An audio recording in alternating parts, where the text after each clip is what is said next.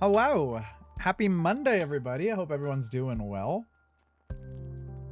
Hopefully they had a great weekend. I know here in the North Jersey, it's fucking windy as shit. I literally could not... I had such a hard time sleeping last night because literally all I kept hearing was just whoosh, whoosh. It's pretty nasty out there the other day. But we're here. We're doing it. I hope everyone had a great weekend, though. Yeah. Personally, I had a pretty dope weekend. I got to watch some friends perform. I went to a little anime convention in New Jersey here. I got to celebrate a friend's birthday yesterday. I got to check out some Ultraman stuff at the American Dream Mall here, which is pretty fucking huge mall. It was nice. It was a nice chill weekend with friends, honestly. I don't know. I feel like I don't get to see a lot of these particular friends a lot because their schedules are so different. So it was nice finally getting to catch up with some of them, you know? And I don't, as far as anime conventions in my area or in like New Jersey, there's not much more anymore now. A big one used to be called Anime Next. They kind of like had some Fallout stuff go up and some things behind the scenes happened. So it's not really a lot of NJ conventions anymore. So I'm hoping that this one that we went to this weekend, which is called Anime NJ ++, will take off and grow over the years, and maybe that will be the replacement for Anime Next. I would like to see it succeed. I would like to see any kind of show like that succeed, whether it's small or big or whatever. It's a very small con. Our friend Horror Queen Cosplay was performing, and other friends actually were judging at the event as well. So it was a nice small convention, had lots of cool things, and just everyone was very chill and nice. Didn't really hear any too many bad things, which was really great, because I know with some conventions you could have your share of problems, of course, in any social setting, but everyone was very nice and everyone was very chill at the convention, I would say. But good times. Yeah, fucking, it really is starting to hit that, like, we're in November just because of the weather. I feel like the weather has just been getting significantly cooler and cooler, which honestly, with, again, it being November, we're slightly getting back into the colder territories, but we're not freezing yet. You know what I mean? It's just end of the fall weather almost, you know, which, you know, we still have some warm days ahead, but it's, I dread the winter coat. I'm trying not to wear my winter coat, which is back here. I pulled that shit out because it was cold a couple of weeks ago. Really cold, like 20 in the morning. I pulled that shit out and I'm like, I don't want to wear this yet. I'm not ready to puff up. Like, I love my jacket, don't get me wrong. I'm just not ready for winter season yet. Like, I'm not ready for that. I'm dreading it. I like the fall, like, it's still kind of warm, but like, it's a hoodie weather. It's hoodie weather, essentially. I like the now, sort of. Oh, man. But yeah, fuck, I can't believe next week is also just Thanksgiving. Like, fuck, man. I mean, if you're in America, it's Thanksgiving. I guess everywhere else it's just another fucking Thursday, right? It's another fucking Thursday, but next week is Thanksgiving. I don't know. Once we get into the holiday shift, that's it. Like, it's the end of the year. It's just a shotgun to the end of the year, essentially. That's it. Which is,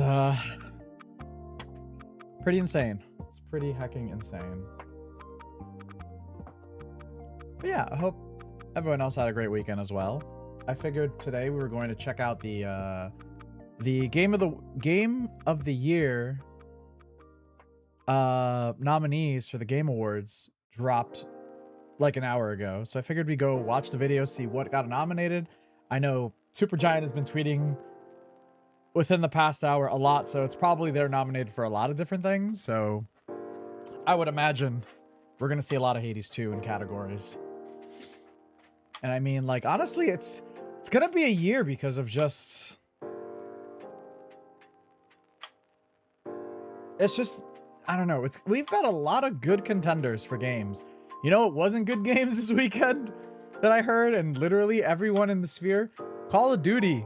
The campaign is poo-poo. Like, the only thing I've heard good about Call of Duty from the game so far is the multiplayer is great. But even our resident Call of Duty player, Horror Queen Cosplay, she was even saying, like, yeah, and she's very critical about those games, you know? She loves those games. Especially the newer ones. Mind me just fucking doing some shit to my lips. But, yeah, like, literally... Everyone's shitting on that game. Everyone's shitting on that game, the campaign, because some of the complaints are like... The campaign is multiplayer orientated, so it's very faceted to multiplayer. You can play it on your own, but it's very much an experience of like, you should play this with other players. So like, let's say you play it solo, right? You play it solo, right? You don't get bots to help you out. The game has to be online enabled for you to play the campaign. And you can apparently, and I'm sure they could fix this with a patch, but apparently you can time out of it. So like, let's say, or you can't even pause the game for one. That was the thing. You can't pause the game. Like, there's no pausing of the game. Even if you're playing in solo, still can't. But the other thing is you could also time out if like you're idle for too long. So it's not your traditional campaign. Honestly, they probably could have done better without just including the campaign.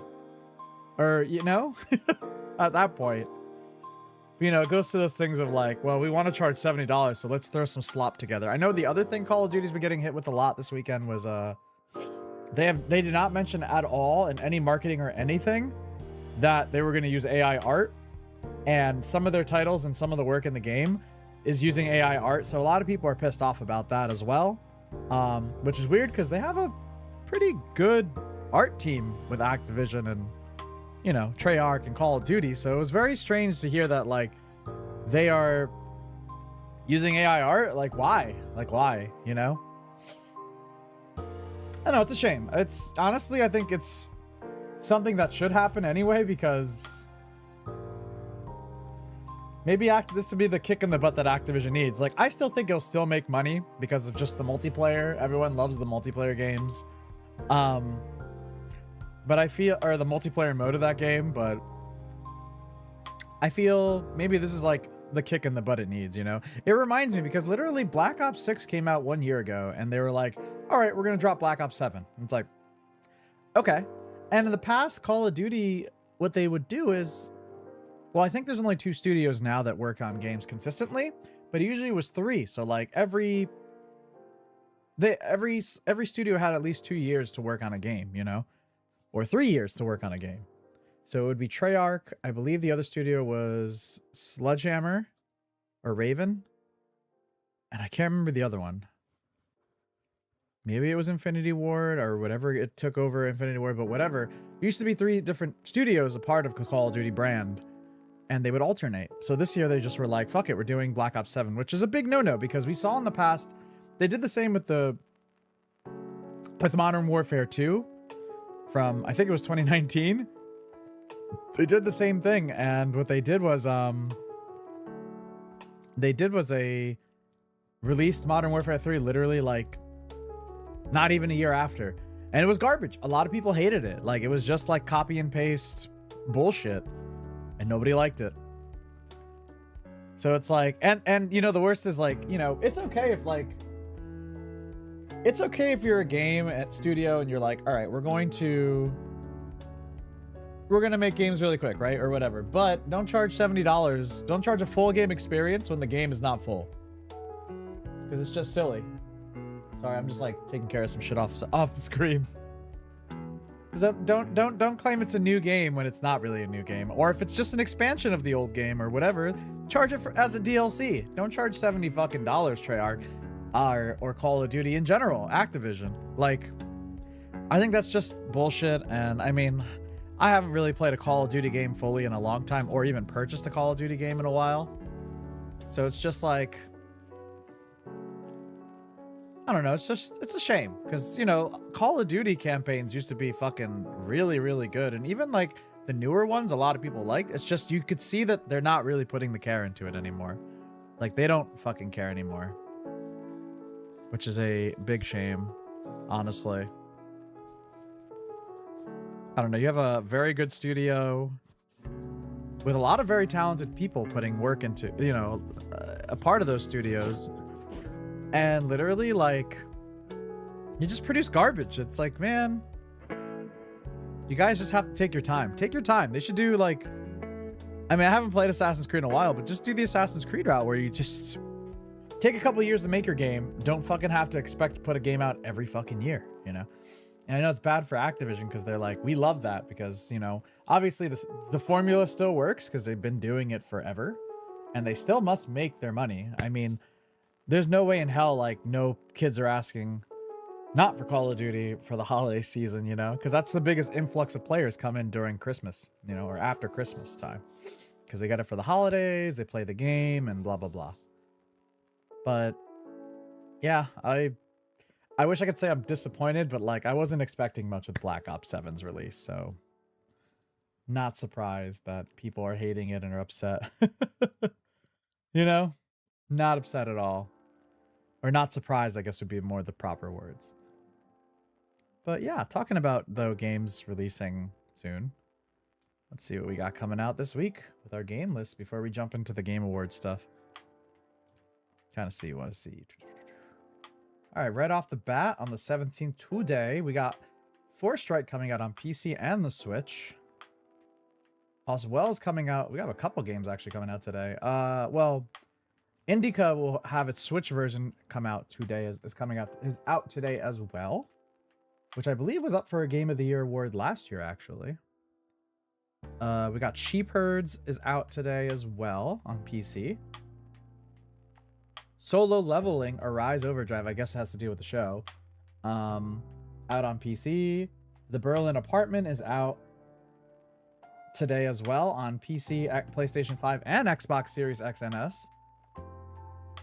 And then on the 18th, so tomorrow, we have Morsels, which I believe is a Devolver game, or published by Devolver. It's out on PlayStation 5, Xbox Series X, Switch, PC. Marvel's Deadpool VR, is that coming out tomorrow? I feel like I would hear more about it if it did. It's on the list, so maybe it's not an updated list, but out tomorrow on the Quest 3. Got a game called News Towers out on PC tomorrow on the 18th. Resident Evil Survival Unit, the mobile Resident Evil game. Still can't believe that's a thing. Out tomorrow as well. I might actually download it and try it out because I have to. It's Resident Evil, right? We gotta see what's up with it. Gotta see. Oh my god, a new SpongeBob game is coming out tomorrow on the 18th. SpongeBob SquarePants, Titans of the Tide, PlayStation 5, Xbox Series X, NS, Switch 2, and PC. Okay. Oh my god, Squirrel with a Gun is having its Switch 2 port out on the 18th as well. The team Yzbira Games, I can't really ever pronounce the studio, but the guys behind the World of Horror games and why can't I think? Valhalla. Their next game, Demon School, is out on the 19th, which looks really cool. I saw it at PAX East, I think at 2020. And it's finally coming out, which I'm happy for because it's been in development for some time. And when I got to play it at PAX East, it was fun. It's like a turn-based RPG kind of style. Kind of reminds me of like the old Final Fantasy Tactics games. I say old, but like they just released a new one or a remastered one, which looks really cool. But that's out pretty much on everything. PlayStation 5, Xbox Series X and S, Switch, PC. So it'll be out on the 19th. Moonlighter 2, The Endless Vault, is entering early access on PC on the 19th. Hell yeah. I did like Moonlighter 1. What else we got here? On the 20th. Oh, Kirby Air Riders is out this week. Hell yeah. So Kirby Air Riders will be out. That's Sakurai's baby. So yeah, Kirby Air Riders is out on the Switch too. Islanders New Shores is coming out to mobile on the 20th as well. Excuse me. Monsters Are Coming, Road and Rock.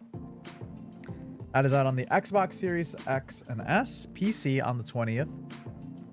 Prologue Go Way Back, early access is on PC. Enters early access on the PC on the 20th as well. Retrace the Light is on the PC, or coming out on the PC on the 20th. Stalker 2 Heart of Chernobyl is coming to PlayStation 5 on the 20th. And a new Bleach Soul Resonance. Maybe this is a game that's just being ported to mobile devices, it seems, but it's coming out on the 21st on iOS and Android, so Friday. One Piece Pirate Warriors 4. Oh god, my email's on.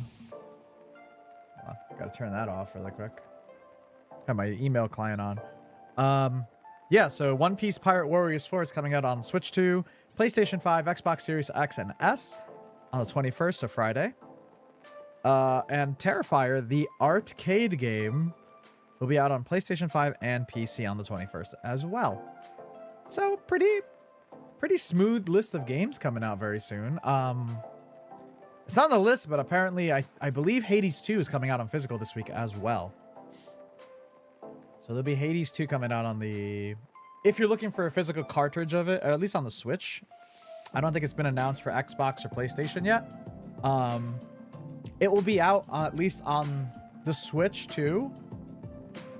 Later this week, which I think we might pick that up. I was kind of hoping that Fangamer would do a special edition of it. Maybe they will with the release of their merch this week on Wednesday, but we'll see. We'll see. We do know we're getting a free nose plush with the Hades 2 merch of Fangamers. We were teased this the other day through a holiday video, and we're getting the poster for it as well, which is just the basic generic Hades 2 poster. So yeah, I guess we'll see what else we get teased. I really hope they do the tarot cards. That's all I want. Well, I want a lot of things, but the tarot cards would be a fucking sick gift thing to have. Okay, so we have that taken care of. Yeah. So that's basically it for the week. I know Constance is next week. We might pick that up and play that next week. I think it's actually out on Monday. Let me see, Constance. Yeah, the 24th. So that would be Monday, a week from today.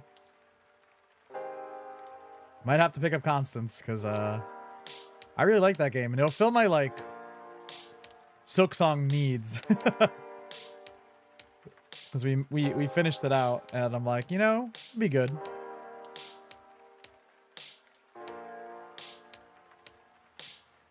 But yeah, today I figured today we're going to be looking at the Game Awards nominees.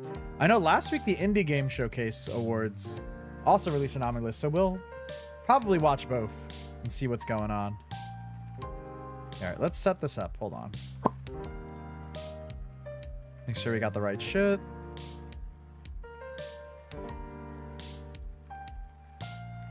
We have it set up from the state of play from last week. Okay. Sick. All right. I'm gonna silence our music and we're gonna get into it. All right, Jeff. Fuck me up with them news. 10 minutes. Okay. I know this is also creeping up on us. I think we're about 3 weeks out. It's Jeff Keighley, and the Game Awards season is officially here.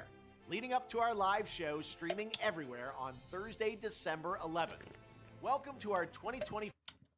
When is December 11th? It's literally almost a month, but in terms of weeks, how long is that? Let's see. That's usually a Thursday, right? So 3 weeks. Okay. Yeah, so it's really close. It's still really fucking close. Really fucking close, dude. 5 Global Nomination Announcement Special. Every year, we come together as a community to celebrate and, of course, debate the absolute best in video games. Call of Duty better not be on this list. Look at what's next from our industry's most talented creators. This year, Call of Duty better not be on this list. Incredible games created and updated, but only a handful have the honor of being selected as nominees for the Game Awards by our global voting jury. Who's in the running? Well, you're about to find out as we reveal this year's nominees across all the categories. And you can help select the winners by voting at thegameawards.com. We'll probably do that too after the show. We do it? Here's the first category. For Best Performance, the nominees are... Okay, actors? Ben Starr for Claire Obscure Expedition 33. I feel like there's going to be a lot Charlie of... Cox Yeah, I was just saying, I feel like there's Obscure going to be a lot of 33. Call of Duty. Call of Duty. Ishii for Ghost of Yote. Expedition 33 stuff. English Yeah. For Claire Obscure Expedition 33. I'm not surprised. Komatsu Kato for Silent Hill F. Okay. And Troy Baker for Indiana Jones and the Great Circle. Okay, I haven't played the game yet, but I heard he did a really good job portraying Indy. So I'd be very interested to see where Troy gets into this. Hopefully get some honors for it because I haven't played the game, but I heard Troy killed it playing Indy, video game Indy essentially. Not surprised by the Claire Obscure crew for best performance. For best ongoing game, the nominees are Final Fantasy XIV, Fortnite, Helldivers 2, Marvel Rivals, and No Man's Sky. For best mobile game, that's a lot. That's a lot, man. Destiny Rising, Persona 5, The Phantom X, Move my controller out of Sonic Rumble, Uma Masume, Pretty Derby. That's got to win, right? Wuthering Waves. That's got to win. All right, between Wuthering Waves and the horse game, it's got to be the horse game, right? I feel like the horse game has done so much. This year's nominees for Best Art Direction are Claire Obscure, Expedition 33, Death Stranding 2, On the Beach, Ghost of Yote, Hades 2, and Hollow Knight Silksong. Man, what a category, man. Leveled up by Spotify. The nominees are Claire Christopher Obscure? Larkin for Hollow Knight Silksong.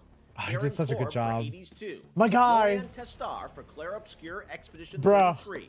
Toma Otoa for Ghost of Yote, and Woodkid and Ludwig Forsell. Oh my God, Death Stranding Woodkid. 2 On the Beach. The best audio design nominees are Battlefield 6, Claire Obscure Not gonna Expedition win. 33, Possibly. Death Stranding 2 On the Maybe. Beach, Ghost of Yote, Maybe. and Silent Hill F. Best Adaptation was added to the Game Awards in 2022 to recognize an outstanding show, movie, or other creative work inspired by and based on an established video game world. Here are this year's nominees for Best Adaptation. A Minecraft Movie, Devil May Cry, Splinter Cell Deathwatch, So, The Last of Us Season 2, and Until Dawn.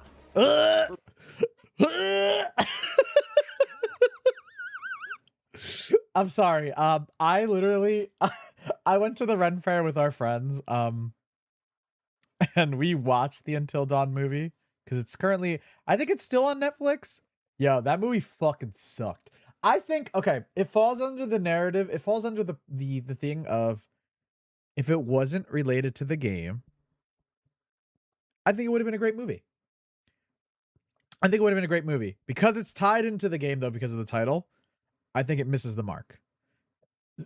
I don't think it's the greatest movie. I think, is it entertaining? Is there an idea there? Yes.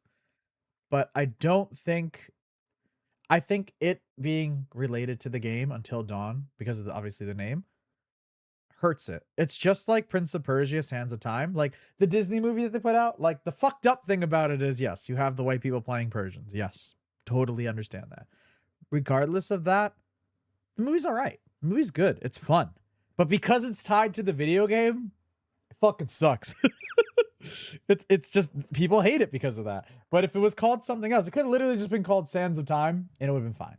But because it's related to the video game, it's called Prince of Persia, Sands of Time. The movie gets so much hate because of it. But I think it's great. I think it's great. Until Dawn sucks. The outstanding nominees are... Oh, fuck. Hold on. We have our shit in the way here. Hold on. Until Dawn fucking blows. Just wanted to put that out there. Clair Obscur Expedition 33, Death Stranding 2, On the Beach, Ghost of Yote, Kingdom Come Deliverance 2, and Silent Hill F. Best Community Support celebrates game developers who continually and transparently engage, support, and respond to their players. Fork Knife. This year's nominees are... And Final Fantasy. 3, okay, never mind. 14, okay, there it is. Fortnite, yep. Helldivers 2, and No Man's Sky. Your nominees for Games for Impact are Consume Me, Despelote, Lost Records Bloom and Rain. Oh, that was so good. Midnight, oh, yes. I'm happy to see South of Midnight up there. Multiplayer. The nominees are Arc Raiders, Battlefield 6, Elden Ring Night Rain, Peak, and Split Fiction. Peak or Split Fiction. That's it. Fuck the other games. Like, Battlefield's great. Peak or Split Fiction, please. Please. Best Independent Game celebrates games with a high degree of risk tolerance, produced outside the traditional publisher system. Those nominees are Absolem, Ball Pit, Blueprints, Clair Obscur Expedition. Bruh. This is gonna be, this is gonna be a tough year for any other game, but I think Clair Obscur is going to take a lot of awards. At least in this sector. Maybe in other game showcases, not really, but, well, I don't even know. I feel like a lot of people loved Clair Obscur, you know? 33, Hades 2, and Hollow Knight Silksong. Like, those three. Just those three, like, that's a tough competition. Because don't get me wrong, Hades 2, everyone loves, you know, Supergiant. Hades literally launched Supergiant up so far into popularity. Because, like, people loved Supergiant games. But I feel like with the lockdowns in 2020 and just Hades releasing, it really, like, brought a lot of eyes onto Supergiant. So the Hades 2 reveal and, like, the love for that world through many gamers is great. But I don't think it's going to beat something that is new, like Clair Obscura. And I guess the same could be said for Silksong, but I don't know. I really think Clair Obscura is going to sweep very well in most of these categories this year. Best Debut Indie Game recognizes a development team that hasn't won a Game Award before. Here we go. These teams published their first game this year. The nominees are Blueprints, Clair Obscur Expedition 33, Despelote, Dispatch, and Megabonk. I'm good to see Dispatch there. Hell yeah. Game, the nominees are Alien Rogue Incursion, Ark and Age, Okay. Ghost Town, Marvel's Deadpool VR, and The Midnight Walk. For Content Creator of the Year, Oh, the good. nominees are Hadril, Kai Sanat, Kai. Moist Critical. Moist Critical. Oh my god. Moist Critical. Oh my god. All right. All right. Sakura Miko, and the Burnt Peanut. This is the first time I ever heard of this guy. Or this person, I should say. Okay. Interesting. Part of the Game Awards is looking forward curious to what's next. And don't worry, we'll have lots of games to announce for you on December 11th. But what's the most anticipated upcoming game? Here are the nominees based on currently GTA 6, Kingdom Hearts 4, First Light, okay, Grand Theft Auto 6, Marvel's Wolverine, Wolverine, Resident Evil Requiem, okay, and The Witcher 4. The best action-adventure game nominees are Death Stranding 2 On the Beach, Ghost of Yote, Hollow Knight Silksong, Indiana Jones and the Great Circle, and Split Fiction. It's a good category. Game the jury selected: Avowed, Clair Obscur, Clair Obscur, baby. Kingdom Come Deliverance 2. I've heard lots of good things about Kingdom Come Deliverance 2. I have not played the first or the second one. I think we have it for free via Epic, the first one. But I heard lots of good things about this game. So I still think Claire will take it, but it's good to see eyes on it, for sure. Monster Hunter Wilds and The Outer Worlds 2. Okay. In the category of Best Fighting Game, the nominees are 2XKO, Capcom Fighting Collection 2, Fatal Fury City of the Wolves, Mortal Kombat Legacy Collection, and Virtua Fighter 5 Revo World Stage. I feel like that will take the nominees for Best Action Game are Cascade Platinum Plus. All right, YouTube, what's with the fucking ads? Why are they so much? Cascade Platinum Plus.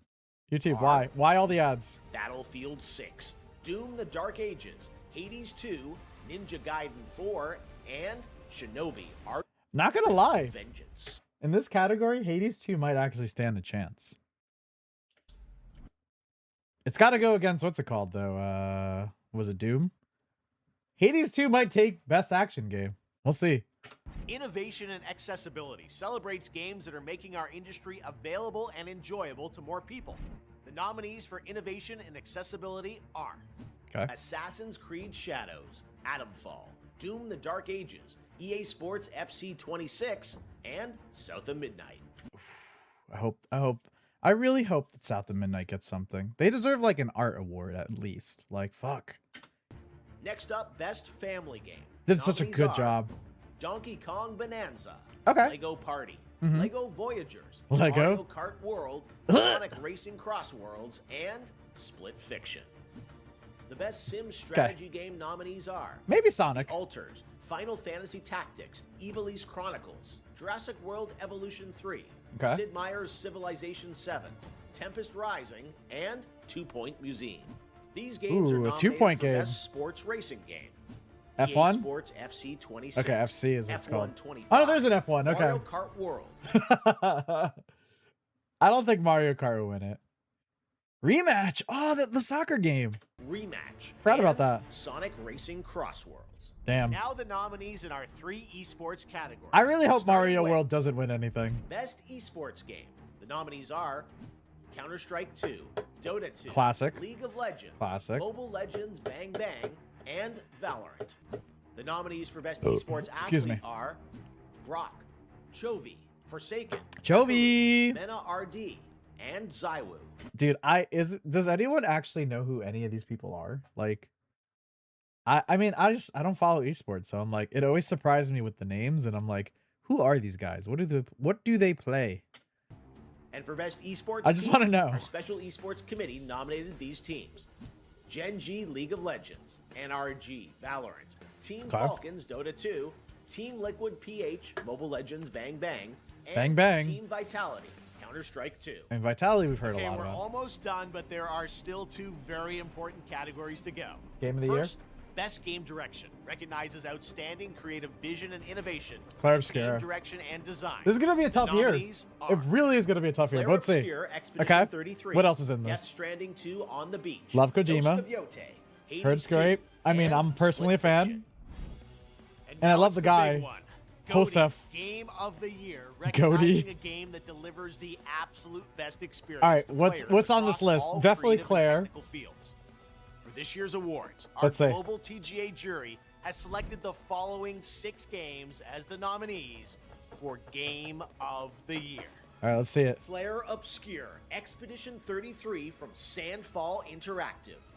Death Stranding 2 On the Beach from Kojima Productions. Donkey Kong Bonanza from Nintendo. I'm surprised, but that's here. Hades 2 from Supergiant Dude, Games. we're gonna get music. I forgot. You know, I'm sorry I'm like interrupting, but like we're gonna get music. They're gonna be in the Game Award fucking melody. So Hades 2 will be in it again, baby. Ugh. Fuck yeah, Hollow dude. Knight Silk Song from Team Cherry. Fuck yeah, that too. And Kingdom Come Deliverance 2 from Warhorse Studios. Okay. There you have it, your nominees for Game of the Year. Thanks, And now Jeff. that those are official, you can anticipate Lauren Balfe and the Game Awards Orchestra playing their themes as part of our musical salute to the nominees. Fuck live yeah, on dude. December 11th. Dude, it's gonna be But so before good. that, we need your help to decide which nominees become the winners. Okay. Make sure to head to thegameawards.com to cast your ballot. And new this year, download your vote card so you can share your picks on social media. There is still one more category where the nominees have yet to be revealed. Player's Voice, where fans 100% select the winner from 30 nominees. We'll announce those nominees on Monday, December 1st, so set a reminder on the website if you want to be alerted. Okay. The winners in all categories will be revealed live during TGA when it streams globally on Thursday, December 11th, starting with opening act at 4:30 p.m. Pacific, 7:30 p.m. Eastern, 12:30 a.m. GMT at thegameawards.com and live across every major video and social platform out there. Hell yeah, dude. Thanks for watching. I hope to see you live on Thursday, December 11th to celebrate the best and see what's next in video games. Thanks, Jeff. Okay. Hell yeah, dude. All right, let's get this set up. We're gonna go vote. We're gonna vote because your vote matters and voting is cool. Hell yeah, though. Yeah, I really think Claire Obscure, and like I haven't even played the game, but like just from what I've seen and what people have told me, I'm gonna love it for one. Two, there's no way it's not gonna win stuff like across the board. It's gonna be, honestly, it's gonna be like Baldur's Gate. It's gonna be like Baldur's Gate.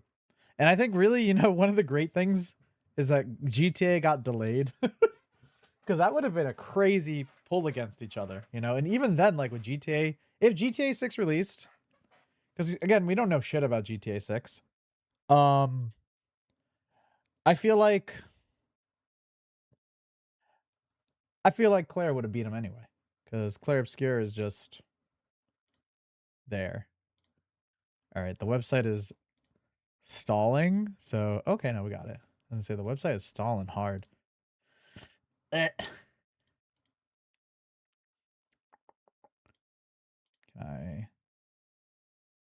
Okay, we're gonna do this really quick. I always forget like what my email is for all this stuff.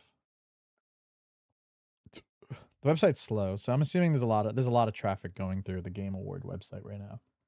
Which it always is. It always does that. So we're gonna wait. Allow. Error communicating with Twitch. Excuse me. Whew. There's definitely a lot of just traffic issues going on here. Like my choices to sign in with my social media account is Twitch, Facebook, X, then Google, and I'm like, I'd rather just use Twitch, if anything. Yeah, put some music on here.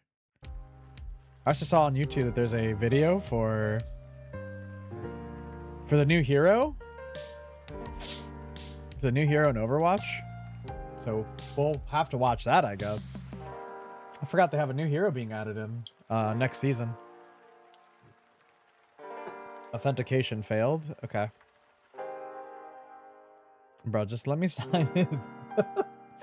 Let me sign in, please.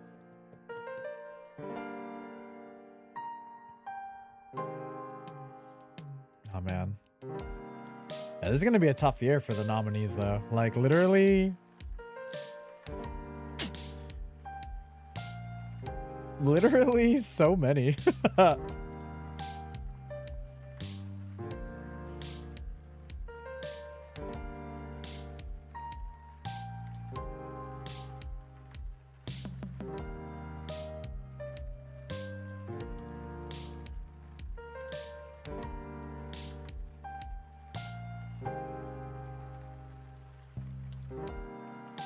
Okay.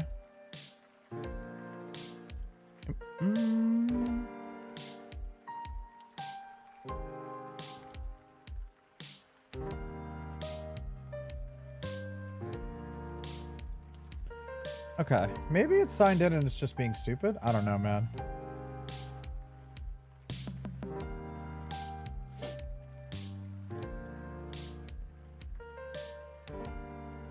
I just think it's just too much shit going on. Well, maybe we'll do this. We'll look at the other awards and we'll give it some time. Maybe I'll load us in later.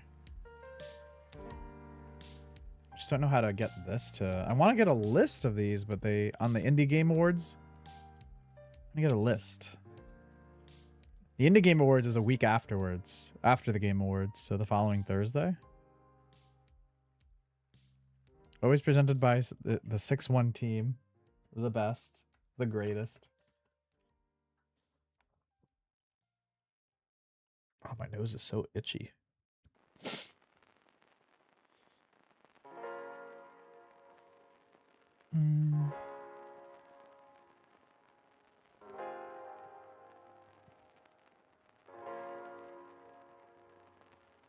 My nose is so itchy.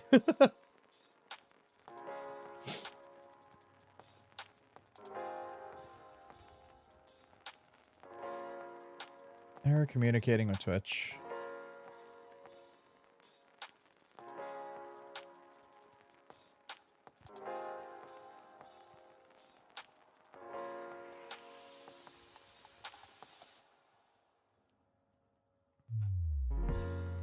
Yeah, I'm happy. I'm happy though. Hades 2 being up for Game of the Year. Game of the Year, like in that category, is really cool. Because in 2020, they were up for Game of the Year as well. Against, you know, some really big challenging titles too. But it was cool to just see. I always say this, but like, it's always cool to see how far indie games have come. And even with like Claire Obscura, it's a very good example of how far indie games have come in the field and in the industry. And, you know, I'm happy for them. I'm very happy for them. Because it is quite different now. And I feel like even the AAA space, like, not that they're not doing anything, but like, I feel like they've kind of slacked. They've also just been hit with so much... They've been hit with so much stuff happening throughout the year and like layoffs. And I say even like throughout the year, like literally a week ago, like Square Enix laid off a bunch of people. So it's like, it's a lot of that. And it's just like, you could see some of the AAA studios also just slipping on some things, you know? So it's good to understand. And maybe it's a good way to push the industry forward of like, hey, we need to do better, you know? We need to be right. And even earlier this year with the strikes with the VAs and such, like, there's a lot to be said and there's a lot to be done. And a lot of the industry needs to adapt and understand that they're not in the best of places as well.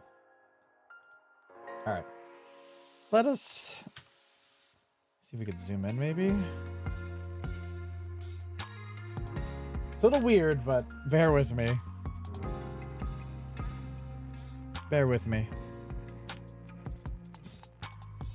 So let's see. This is the Indie Game Awards. Achievement Accessibility. We got Biofactor, Calm the Storm, Peak, Spray Paint Simulator, Squeak Ross, and Barista. I mean, I probably will take Peak. I don't know what the other, you know, I know Peak. I haven't really played any of the other ones, but I also don't know what their accessibility things are. So it'd be interesting in seeing what the other features of these games have for that, because, you know, again, one of the things, like, even throughout at least the past decade now is like the importance of accessibility, you know, and like having more people be able to play the game and like being more enabled to play those games and having the options to help with people who may who need extra, you know, help with those things. So I think it's very important. I do take a moment, like whenever I start a new game, to see what the accessibility options are, or at least to investigate them, just to see what are they doing to help like make this game accessible across a variety of gamers, because, you know, there's a lot of different kinds of gamers out there. and people that want to enjoy your story but may not have the ability to do it. And it's like, what are the devs doing to help bridge that gap so that newer players can enjoy the games that they put out? All right. African Indie Game Award. Brew and Boogie Get the Milk. Episode 1. So there's going to be more, apparently. Okay. Finding Father. A hidden sound game. Flibius McDougal and the Mysterious Flying Machine. Okay. I love the IKEA. IKEA. I wonder if IKEA like had any issues with this, because it's kind of similar to the logo. Metavoidal. Okay, interesting. And Stick It to the Man. Wonder if it's like a stick fighting game. I assume it is. It sounds very similar to Stick Fight. Okay.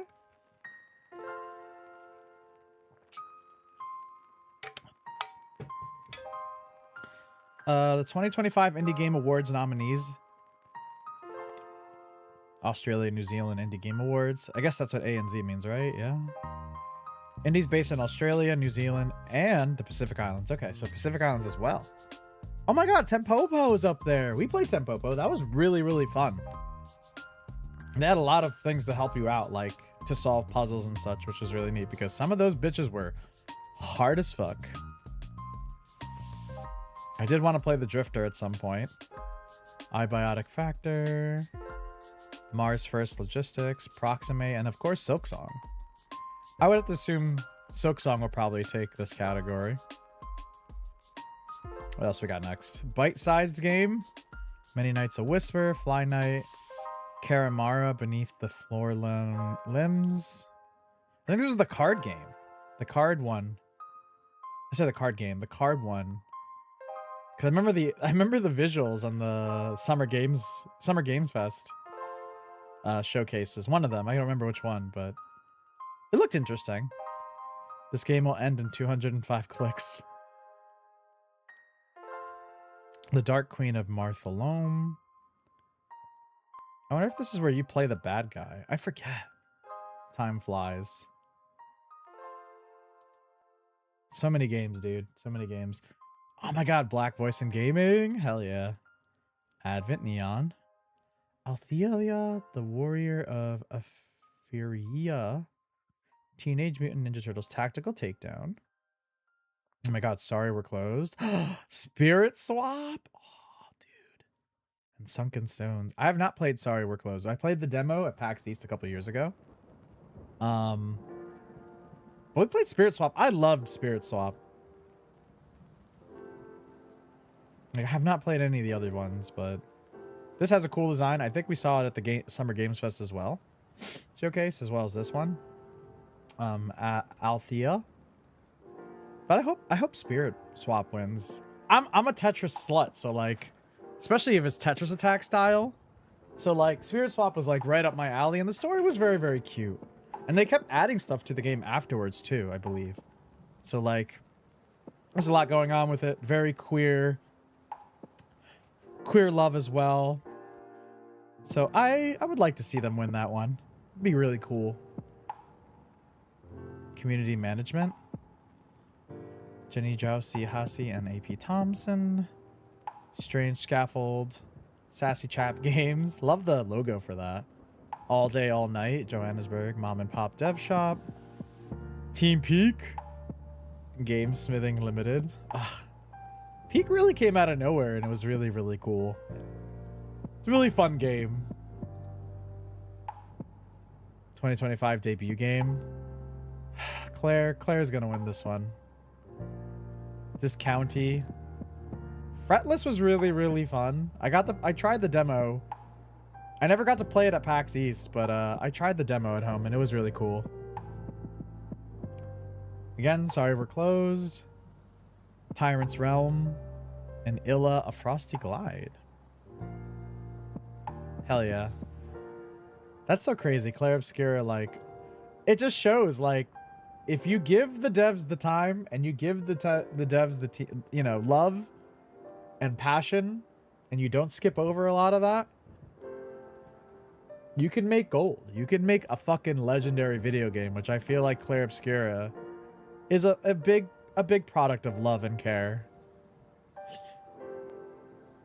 Like, they say, like, a lot of people say, like, all right, it's not my kind of gameplay thing. Like, that's fair. But if the story is really good and you can see that the love went into a game, then that's more than about it, you know?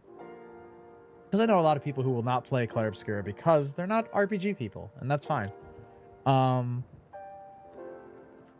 But I bet if you let them take in the story, they'll fall in love with it because it's very well thought.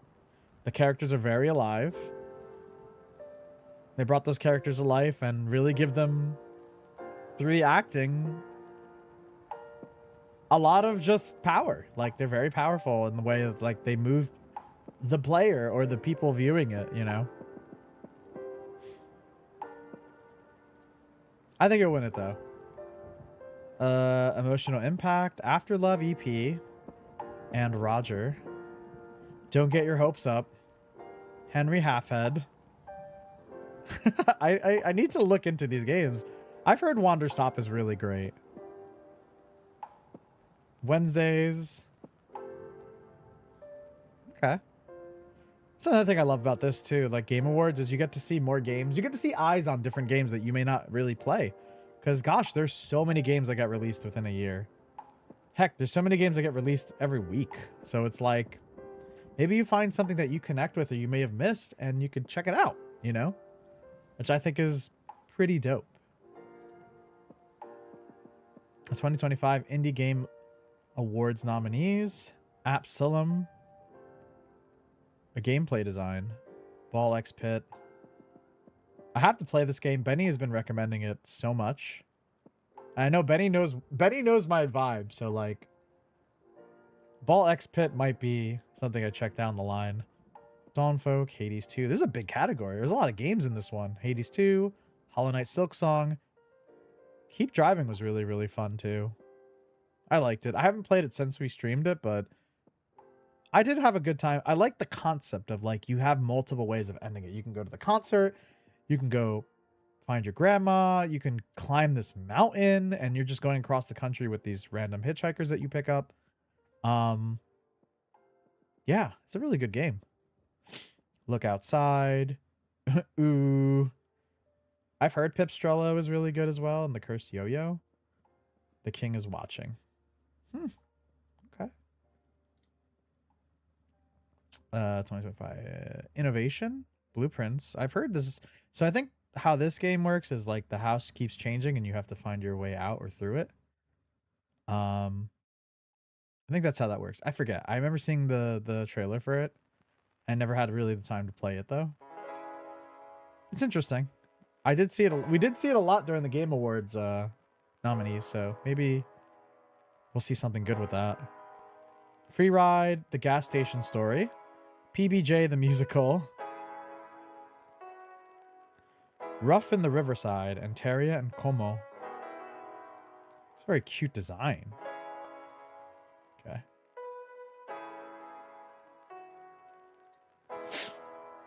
Latin America Indie Game Award, hell yeah. Taria and Como. Tormented Souls 2. Despolita. We saw this nominated a lot also in the Game Awards. Again, indie games coming through. Pipstrella and The Cursed Yo-Yo. Adventure of Samsara. Culebra. Souls of Limbo. I love the animation style choices for this game. I mean, all the art looks fucking fantastic. Hell yeah, though. As a Hispanic myself, and a Latin American, like, I feel happy to see stuff like that because, again, we've come a long way with gaming. Like, in the world, the fact that, like, there are so many devs and people around the world trying to tell stories, and I love that about that. You know, I'm the same way with movies and such. Like, I'm always happy to see,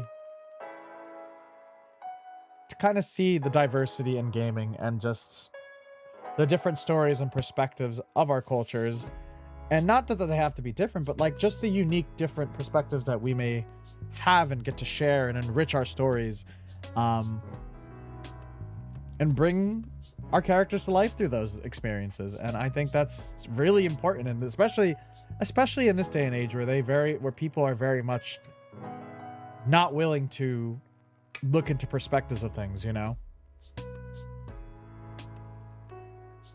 For music, I know Skitsy played Herdling. Everhood 2. Rift of the Necrodancers got some bangers for sure.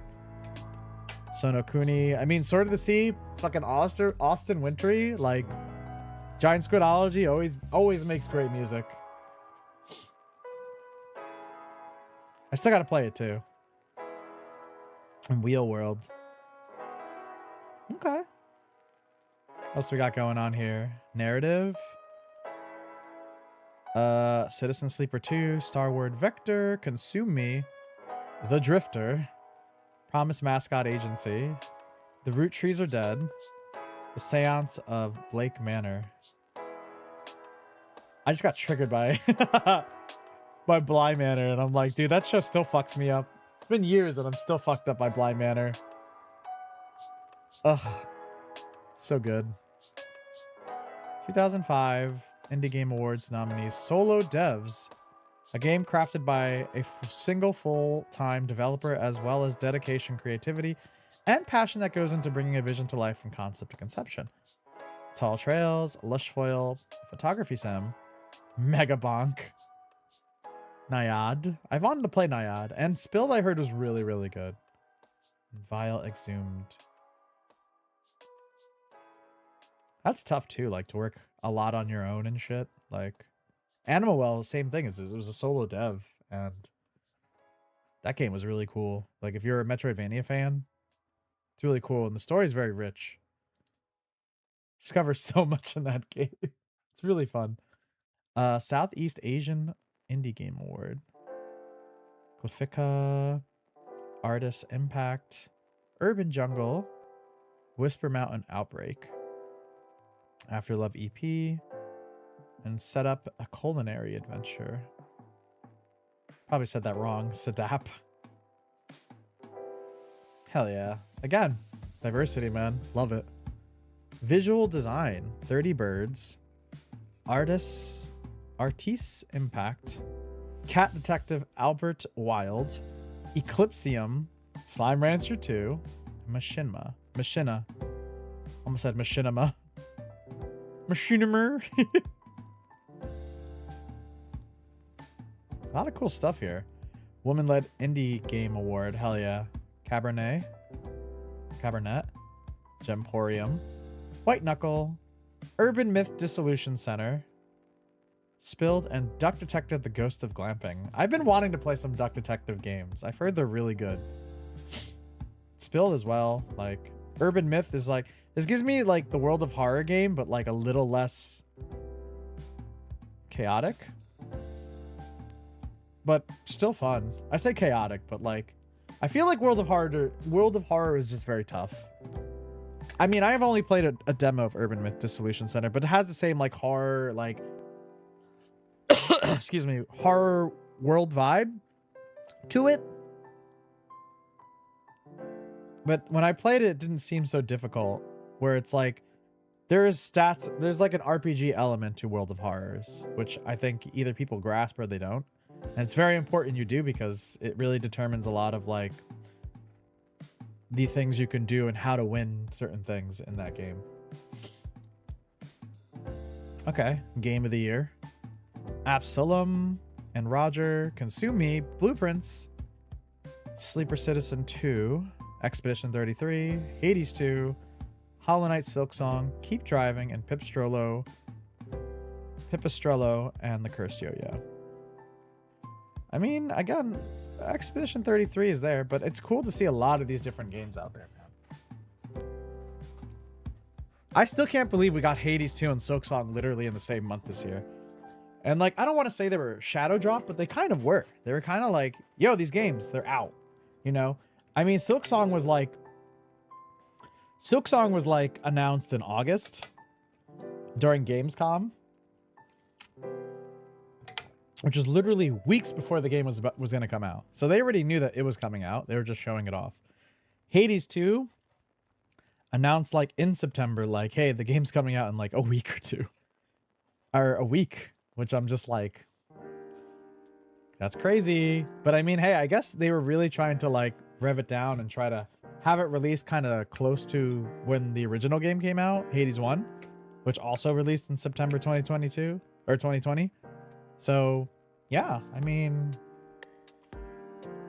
there's a lot of cool games out there. And again, like, one of the things I like to remind people is that just because it wins Game of the Year doesn't make it your Game of the Year. You know, maybe it is. Maybe that's the game you picked, you feel was your Game of the Year. But honestly, your Game of the Year matters in your own decision. Like, just because it gets picked and it wins doesn't mean that it's the best game ever, because everyone's opinion is different. Everyone plays games differently.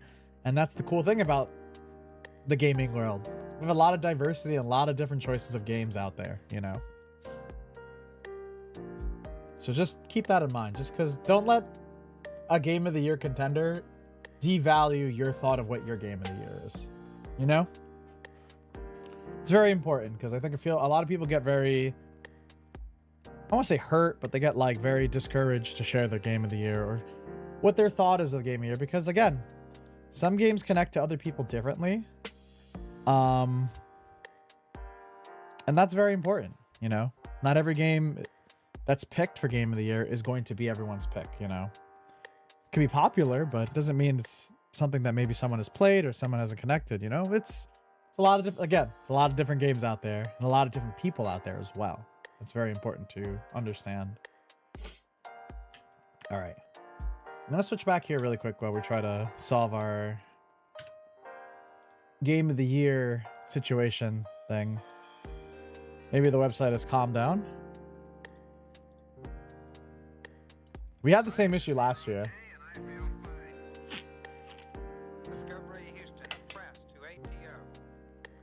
We'll see. If not, maybe we'll try it later. Maybe it'll cool down by later.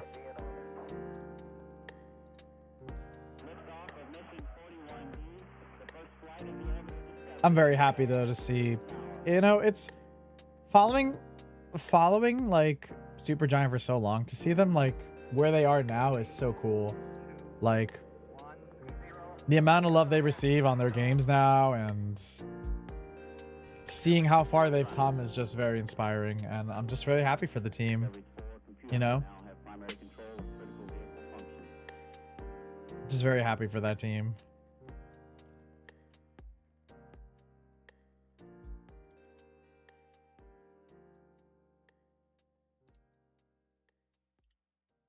All right, I'm still waiting for this Game of the Year thing to load in, if possible. Game Awards, please.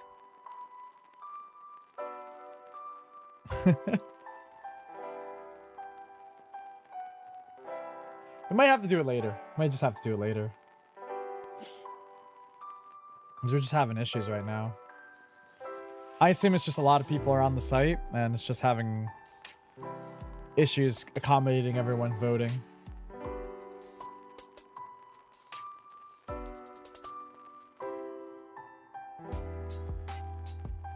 Yeah, man, I can't believe we're like at the end of the year though. Like, this year has moved so fast and I'm just like, all right, guys, you need to slow the fuck down, please.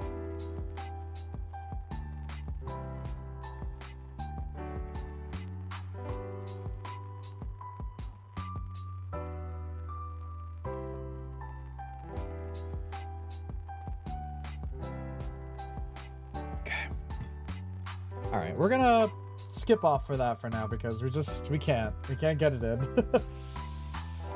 We're not able to get into it right now. Okay, well, I'll tell you, the fucking that medley for Game of the Year this year is gonna be wild. All right, well, let's play some. I guess let's play some DBD while we're chilling. Play some DBD. Hang out. I do have to cut stream a little bit shorter today because I do have to be on a call for business stuff, so.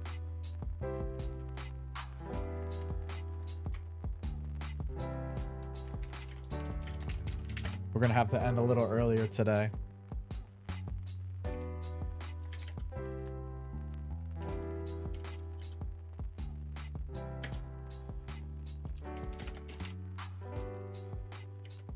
Yeah, I mean, honestly, I would say probably, I mean, because like I haven't played Clair Obscura yet. My game of the year so far, honestly, would probably be, like, I love Hades too, but honestly, I think it would be Silksong. I think Silksong would be my game of the year currently. I don't know how many games. I also want to see, like, how many games have we played? There's a lot of games we caught up with this year, for sure. Like, Lies of the P, the Lies of P DLC was fucking sick. Like, that story was so good. I'm surprised I didn't see any awards for it. Maybe there'll be, like, a DLC category for it, but, that shit was good. The DLC category was great. Yeah, I think it would be that. I mean, we also played, like, Signalis finally. Nine Souls was another game we played through. A Space for the Unbound. Gosh, what else have we played this year? Turn Up Boy Robs the Bank. Fear the Spotlight was really good. Lost Records, Bloom and Rage. There's so many games we've caught up on this year, and I'm just like, that's so crazy. So crazy. I think we played Cocoon as well. Excuse me. And I really need to, like, get better at leaving a list of things we've played this year. Darkest Dungeon 2 was great. Killer Frequency, like, a lot of games that we played catch up on. I mean, Heartworm, even there, I'm surprised Heartworm didn't get an indie nomination. I guess it just didn't make the list. But Heartworm was really cool. We finally played Mouthwashing.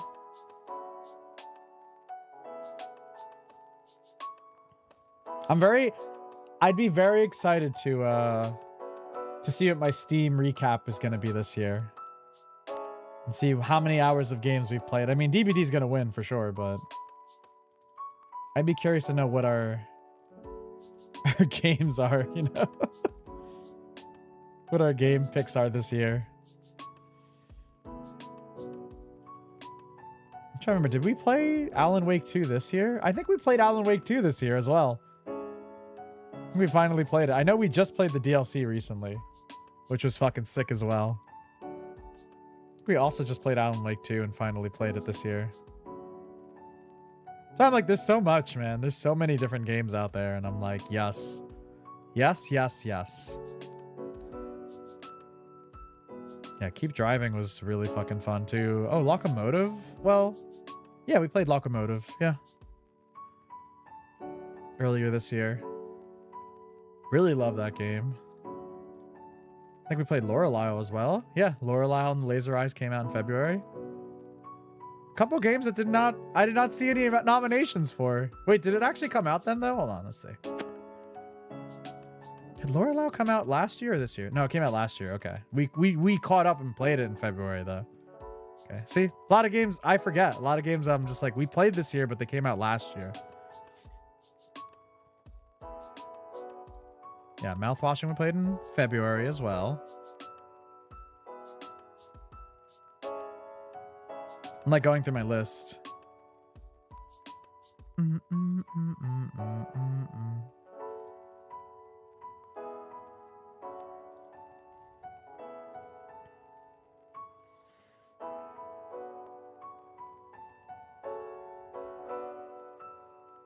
What else did we play? Like, what else did we play this year? I mean, I'm very excited for next year with Resident Evil 9. Like, I need to see how this... What's going on in that game? Because there's a lot... The fact that it's connected to Resident Evil Outbreak, or it has Alyssa from Resident Evil Outbreak on it, is great. Like, there's a lot going into it. I'm like, yes, yes. I'm very much a big fan of 7. 8 was great. I'm very excited to see what they do with 9 and how they wrap up this... Because every 3 games, I feel like they wrap up a certain thing, but like, how else does it go on, you know? And what's the future? What's Resident Evil X going to look like? Or Resident Evil 10? You know, because we know it's coming, and I'm pretty sure they're doing a remake of Code Veronica. Which I'm like, they need to do a remake of Code Veronica because that game is really good. It's just, I want to say it's really hard. Just mechanically, there's a lot of things that could break that game. Like, because you switch, well, there's points in the game where you switch certain characters, and like, if your inventory is with them, you lose those inventory items and you don't have access to them. And that can be very, very tough on those runs if you don't have those items. And, you know, you typically the first time you play the game, you don't know when it's going to happen. You know, there's no warning. So it's like, it could be very brutal if you do it and like that happens. So hopefully they work that out a little bit better too with the remake.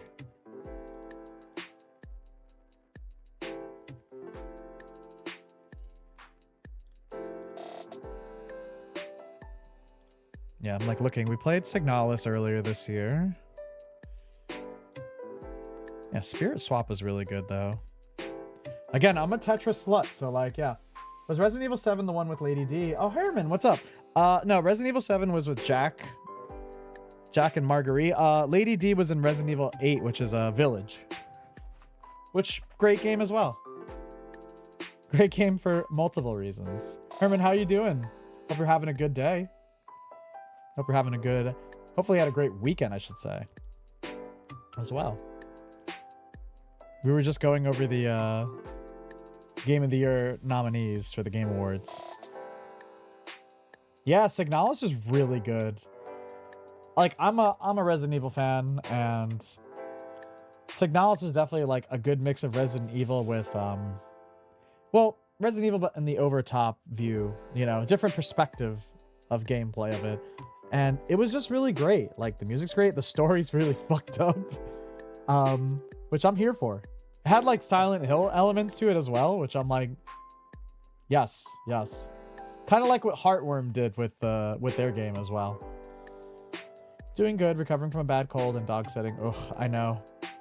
We're in that season too of like just people getting sick because the weather's switching, and you know, a lot of people are more inside now, so I feel that. But hopefully you recover back soon. Hopefully also the dog sitting is okay. I had to do some cat sitting last month, and it was all right.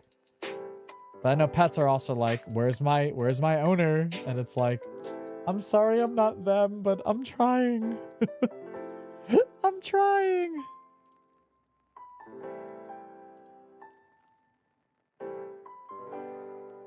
I'm just going through my Steam list right now too, and I'm like, what did we play this year? You know, like, there's so many games that came out, and I'm like, what did we play this year?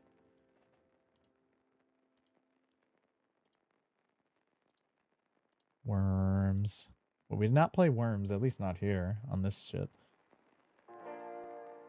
Dog sitting is gray. Mill, a Shih Tzu, is a regular, and this day is 32 days. Okay, being friends, hell yeah.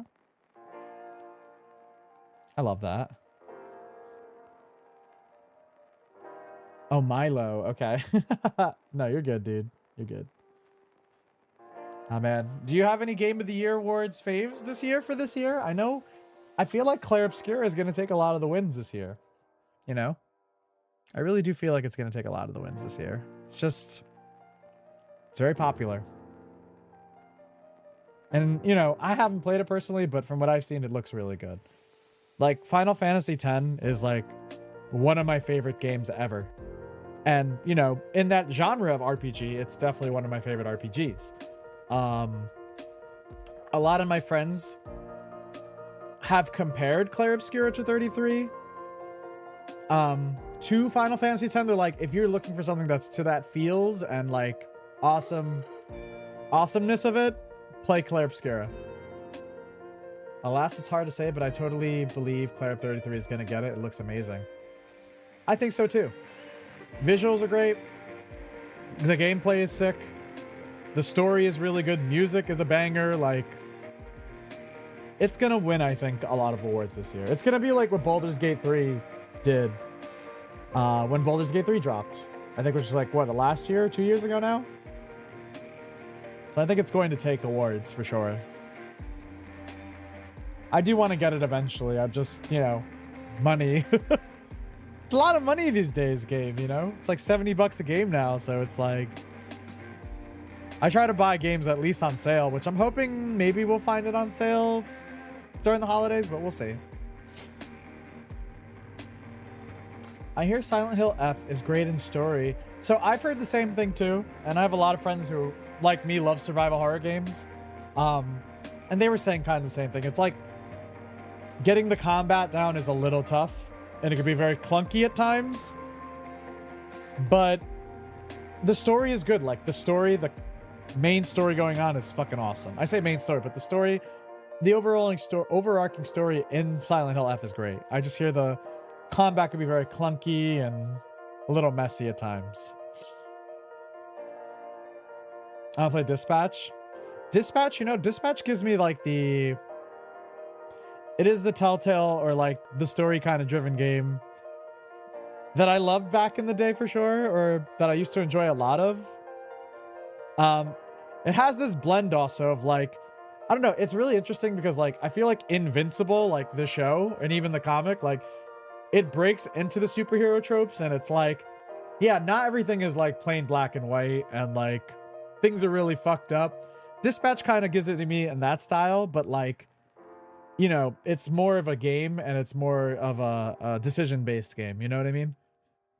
That's kind of what I feel about how Dispatch... I don't know much about it. I really don't. I'm trying to avoid it because I do eventually want to check it out eventually. But that's kind of the vibes I get from Dispatch, you know? Which I'm all here for. I love the fact that like we've had a lot of shows, like even The Boys, like where it's the superhero shows, but it like goes into more humanistic stuff. And like, you know, the what's okay, what's not okay thing going on in those shows. The question of morality and shit. Like, I love that shit. I do love characters that are flawed and make flawed character decisions as well. Or at least what we think is flawed, you know?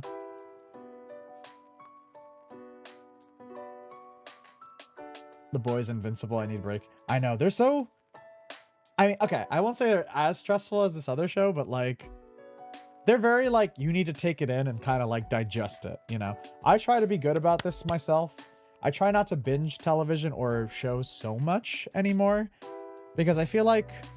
I don't know, there's that culture of like... I want to sound like a boomer, but like, I don't know, when I grew up, like... We didn't really have, you know, that kind of stuff. Like, you had to wait every week to watch a new episode of a show, right? And some streaming services still do that. But most streaming services now will drop all the shows and everyone will binge it. And it's like, you don't have enough time to digest, like, what happens every episode. Because every episode, you know, in a show kind of paints a story, you know? Like, you're taking in that story. And yeah, they're connected in the universe of whatever show or whatever thing you're watching. But typically, a show is written to have, like, a message or a story or something going on that you kind of digest, take in, you know? And how it used to be is like you had to wait a week so you could sit with that thoughts of that episode and kind of let it sink in, you know? Whereas I feel like the binging culture, you kind of like watch it and you're like, I get what happens. Like you're understanding, but you're not really digesting the episode. You're kind of just going really, really fast, you know? And I feel like a lot of people miss things in shows like that. And I don't know, it's kind of like, I don't want to say disappointing, but like, it's kind of like, they just don't have that full experience, you know, to kind of enjoy it. It's like when you listen to a soundtrack for the first time and you're like, people are like, oh man, I listened to it already. Like, yeah, it sucks. And it's like, yeah, but you didn't, like, it just came out. Like, you got to listen to it. You know, maybe it sucks and you have that opinion already, but like, just, you got to have more time to like, to hate that shit, you know? But yeah. Oh, totally. Time between episodes gives time for, yeah, fandom talk, theories, fan works. Yeah. Definitely one show that's really tough to like for me is The Bear. The Bear is really tough because every fucking episode I'm stressing. I'm like, this guy, I can't remember the actor's name, but like, he's always fucking sweating and shit. And I'm like, I feel that intensity in that show. I'm like, I need to fucking take a break. I'm just watching it. I fucking feel like I need to take a break in that show. I haven't seen it yet. Oh my gosh. It's definitely a show like you need to like prep it, not prep, but like just be ready to like feel shit. for sure. Like, you'll definitely feel shit with that one. But it's really, really good. It's a really good show.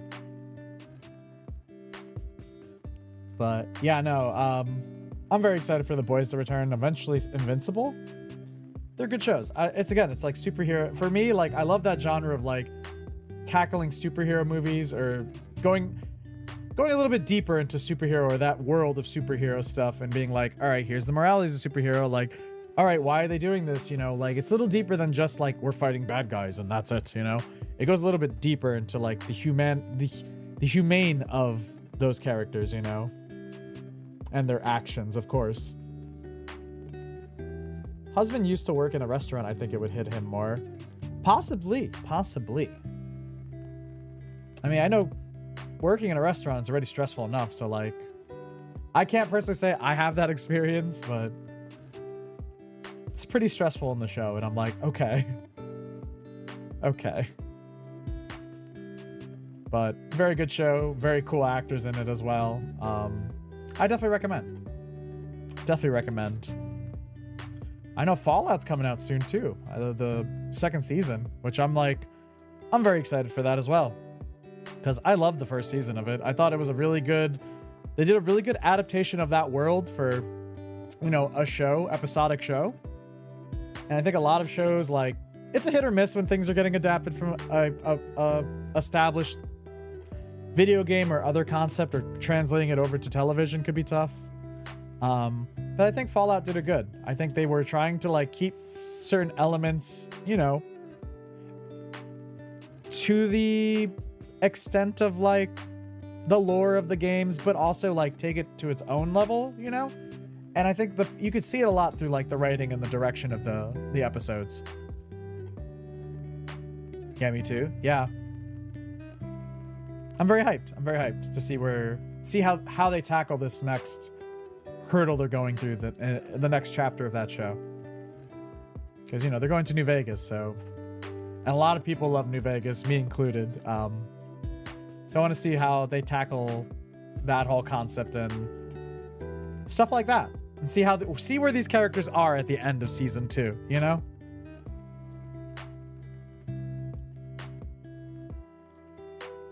But yeah, I love gaming. I love gaming. I love games. And there's just so many games out there, and I'm just like, all right. And I'm very excited though. I think though Claire Obscura will be definitely the top picks this year for sure. It'll definitely be the top picks for the year.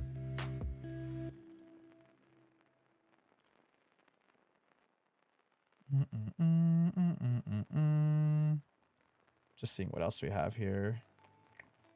There's a lot of games we've played just recently too, like on Epic. Like we just played the FNAF game, Into the Pit, which I thought was really good. I'm not a FNAF game player. I love the lore of those games and shit. But I think FNAF Into the Pit was really, really fun. It's very different. It's not like you're sitting and waiting for animatronics to come kill you and you gotta wait till 5. It's like you're exploring and getting the story by playing through it, and yeah, like I'm very much in love with that, and that's something I've wanted in a FNAF game for a while. Aside the gray in your hair and beard, aside, the gray in your hair and beard looks great. I've got a lot of gray hairs now, I know. Literally just stress. And you know, I know a lot of people feel a little insecure about that, but honestly, I've been learning to grow with it. I mean, I will say I've been graying since I think high school, senior year of high school. So for me, it's like, back then I was more like insecure about it, but now I'm like, it's cool, it's fine. But thank you, I appreciate that very much. I do like my salt and pepper. I do like my salt and pepper looks. I would say the beard is still something new. I went to a Catholic school, so like it was always like you gotta be shaved. So it's always weird me seeing myself in a beard and feeling a beard on my face, and I'm like, ah yes, I could do this and it's okay. You know?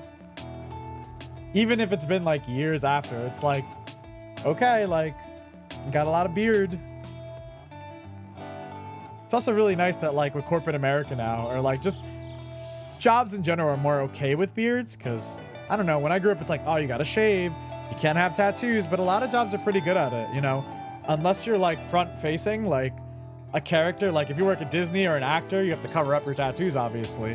But a lot of jobs are okay with a beard and tattoos and shit, you know? I totally had grays here since high school too. I hit the big 40 this year and always adjusted to the gray hair. Yeah. Like I said, it used to bother me a lot, but I don't really not, because, you know, it's like more like a lot of people would call me out on it and be like, and when you're younger, you're like, yeah, I don't know what's going on. Like, definitely probably part of stress, but also just, you know, it is what it is. I know I could also just dye if I really wanted to, like dye my hair, but I'm okay with it. It's fine.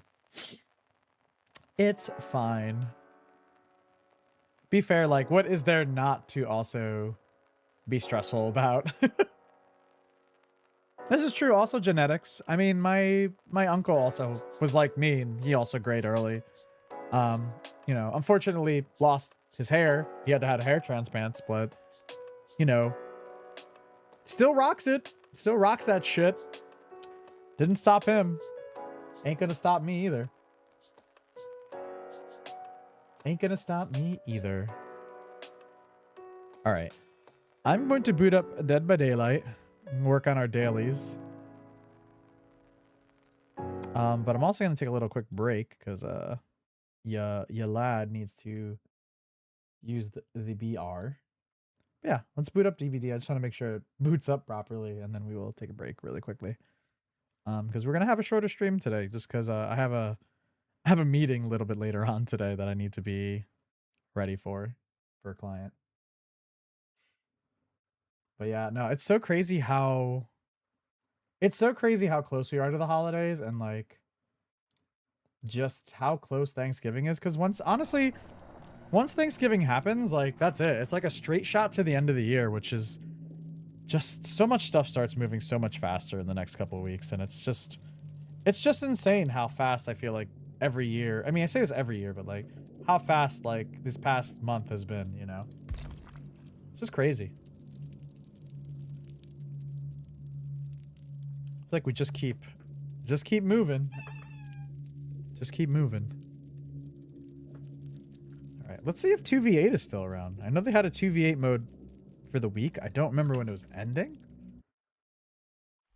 But we're almost close to finishing like the Rift Pass, which is this game's version of the Battle Pass. We're almost done with it.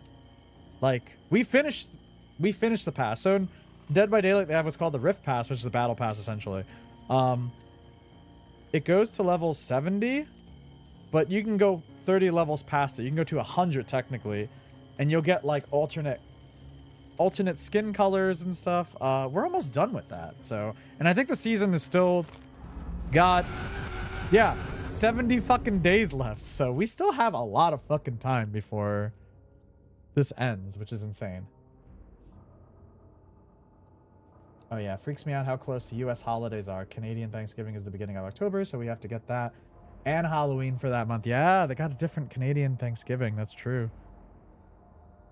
Yeah, I know. It's just crazy. I mean, yeah, with the US, like having Thanksgiving and Christmas literally about a month apart, or even a couple of weeks sometimes. It's pretty fucking crazy how fast things just move once you get to this part of the year, you know?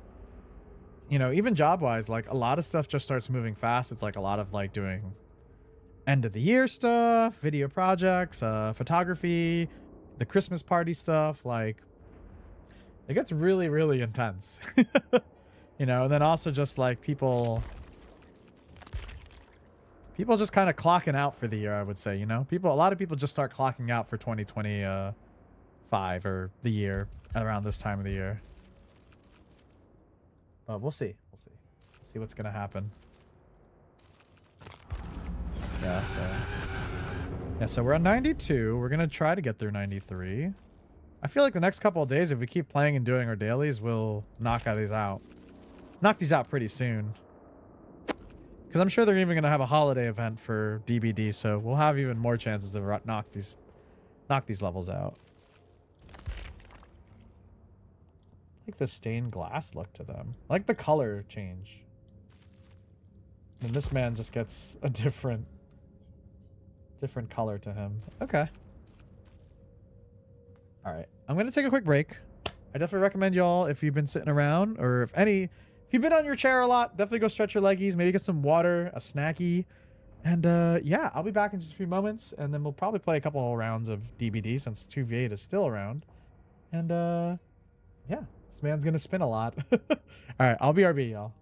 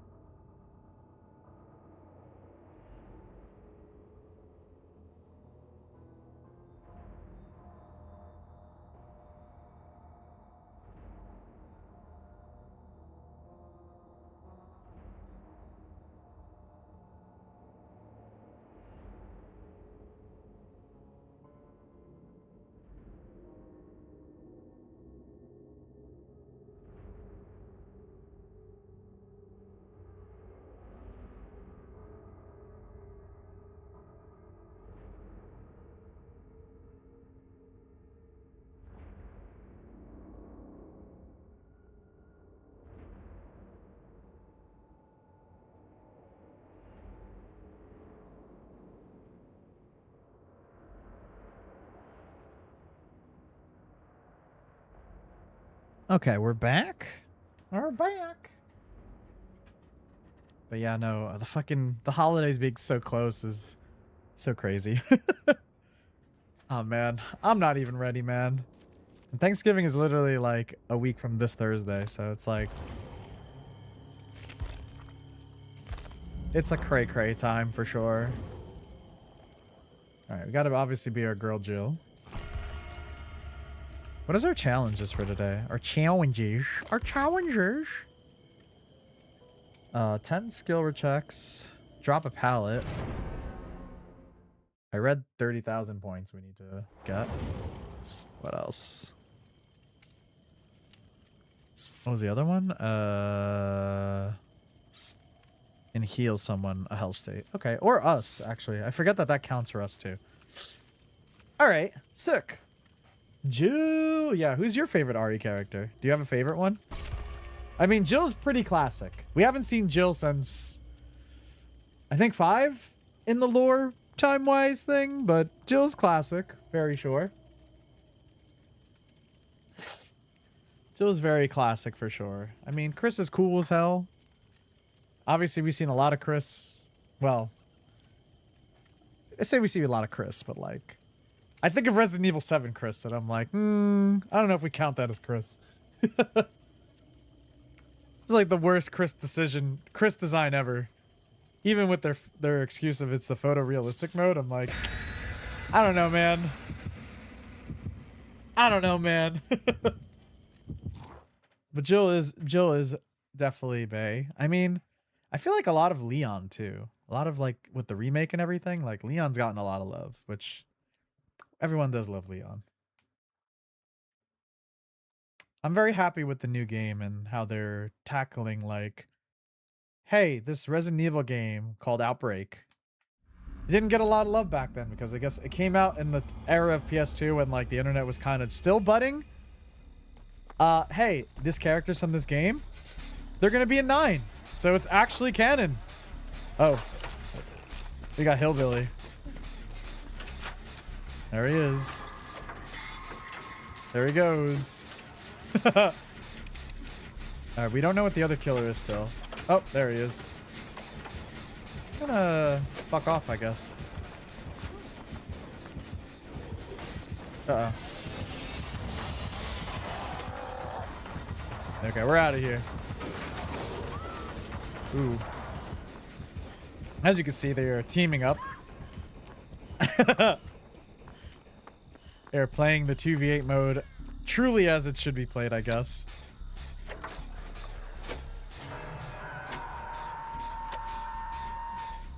I just didn't hit that gen. Would have like revealed all of us, but it's all right. All right, game. I need to like work on gen and shit. All right, someone got them off the hook. Yeah, I'm just curious who else will make an appearance in the new game now too, because they're going back to Raccoon City, as we know. So, or at least it'll be focused about then. Do it. He knew I was there. Why didn't he just do the thing? All right, he hit the blast mine. Hell yeah.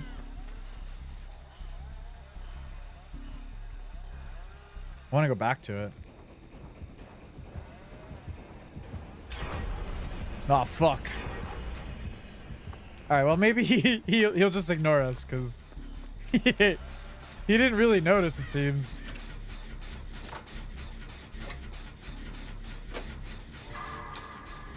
Man doesn't believe in left and right. He only believes in pyramid head. Pyramid head view. All right, someone got that guy.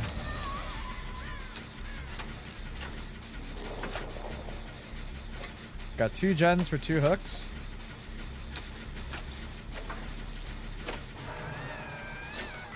About to kill this one. That one, someone's working on it. Cool. Oh, okay. Well, that's where he's at. Gotta cut through this house. I'm gonna say he's chasing someone over there.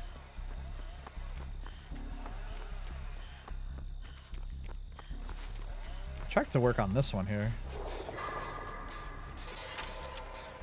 Not hitting any of my great skill checks today. Yeah, there's so many questions about RE9. Like, I don't need another trailer. I really don't. They'll put one out. I'm not watching it because I'm like, I want to go into it very, very, like, without known. I want to go into it as much as without knowledge of anything. And I feel like a lot of trailers this day and age that are like... Hold on. We're getting... A lot of trailers that like put out another trailer or like one close to like release usually shows a lot, which you're like, I really wish they didn't. So I'm hoping that we stay as I don't even know how to explain it. Unseen without ruining the experience for us, essentially. You hit that gen. Yeah, so I have something that when you install, that lets us install like a little bomb, so whenever they kick our gens, they get blind. And shit. Waste their time, essentially. All right, he's chasing someone over there. Back to this gen.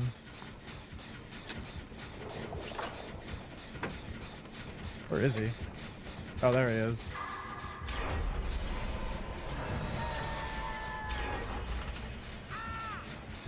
I'm not like that man has a view on us now.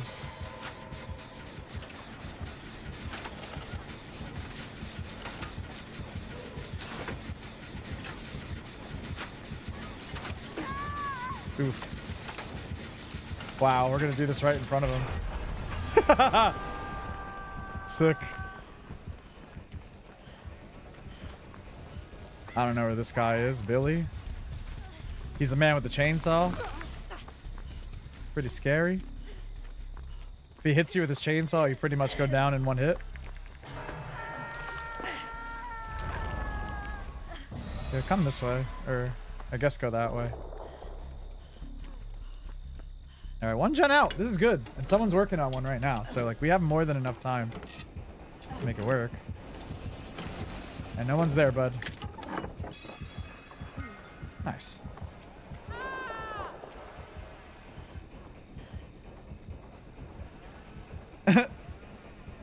I wonder if that's where the final gen is. Someone's working on a gen, and it was really close. Beep, beep, beep, beep, beep.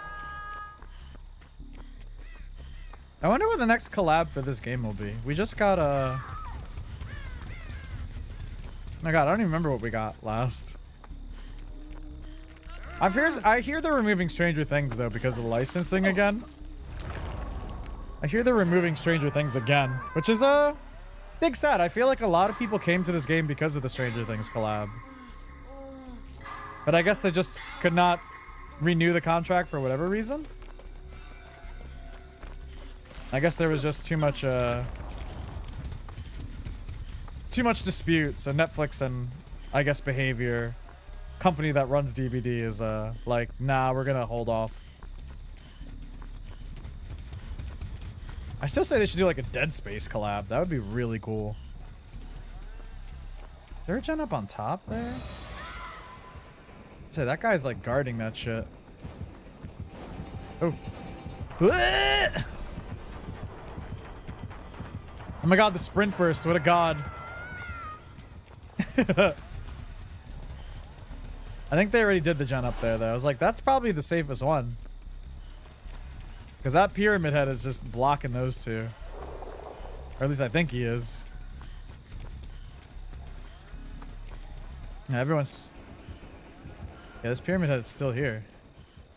Yep, he's just guarding these two. Right, we need to, like, force him, though.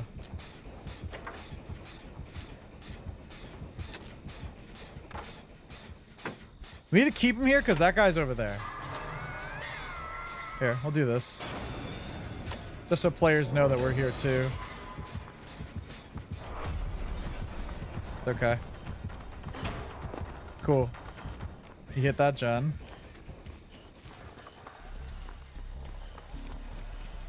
That's all we could really do is just keep going back and forth on this gen. And making him chase us off of it. Those guys are gonna get that gen done. Yep. Sick. Yeah, I was like, they can't guard it forever, but like, we just gotta keep attacking them.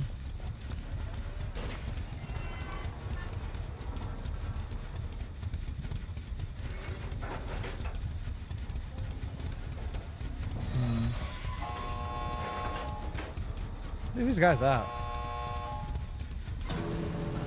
That's Pyramid Head over there. He's chasing this other girl. Yeah, no.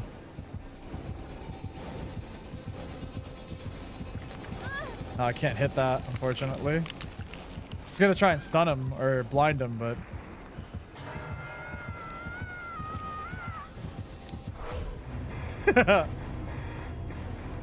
Okay. It's fine. I think we got all our challenges done. Well, probably not the chase one, but... we definitely had some challenges done. Yeah, I think we need to be chased. We did not do that, though. I don't think we got enough chase time, or I think we had to throw a pallet down. Let's see. Oh, no, we did our dailies. Okay, whatever. Never mind. Escape 72 trials. Fix gens. Okay. Alright. We need 100 of these to move a level up. So yeah. Okay, so now we're working on Rift 94. Hang in there. Guess we'll spend some blood points. There we go. Noish. I'll play Sheva. I like that they added Sheva and they have Claire as well as an alternate.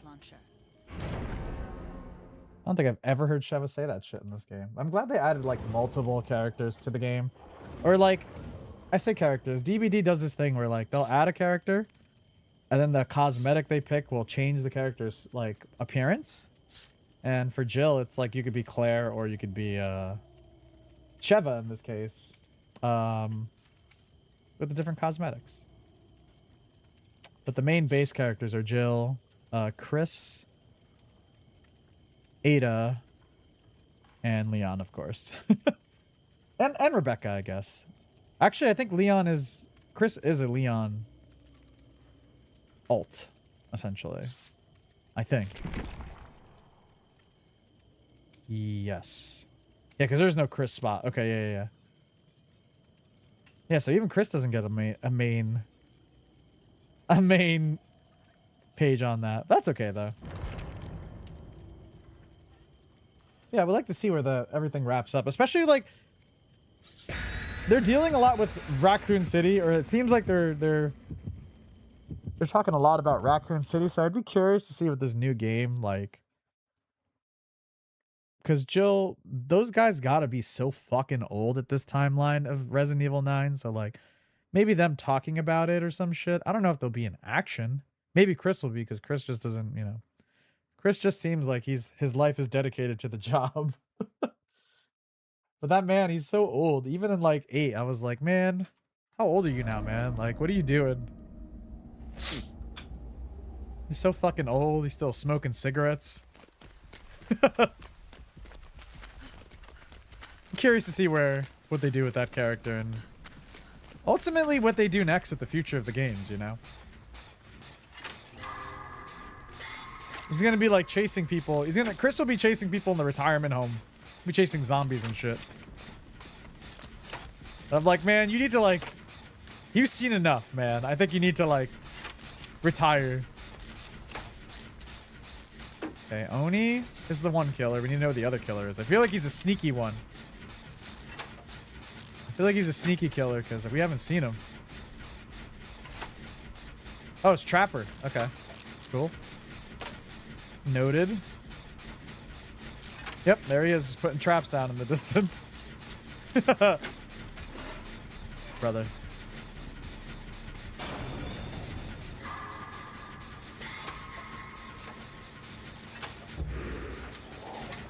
I still think Capcom killing off Wesker was probably... I think they regret it. I don't think it's an issue. I think they regret killing off Wesker. 100%.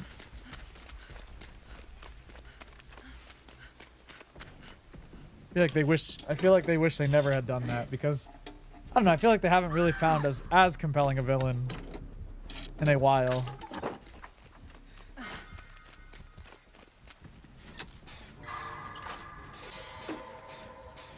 Who is that? Trapper?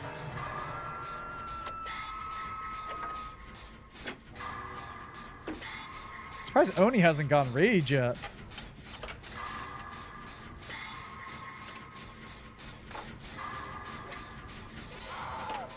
Oh, he's over there. I just saw him. I'm gonna do this really quick. There he goes. I'm gonna leave because he's like right here. A little too late, bud. Nice. Okay, stunned out. Now he hit the gen. I'm a rock. So he must have hit him. Let me try to go back to this this player here. Nice. Oh, you got it.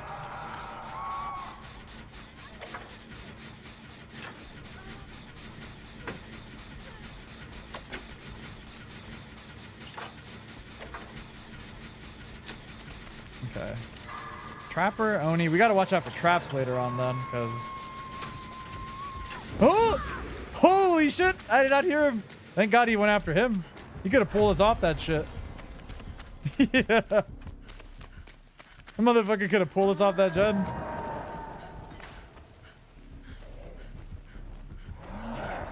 He doesn't know. He doesn't know. Right? Yeah, he's going after them. Mr. Bam Bam over there.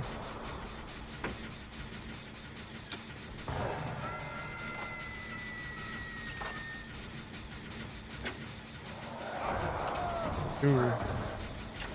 Bruh.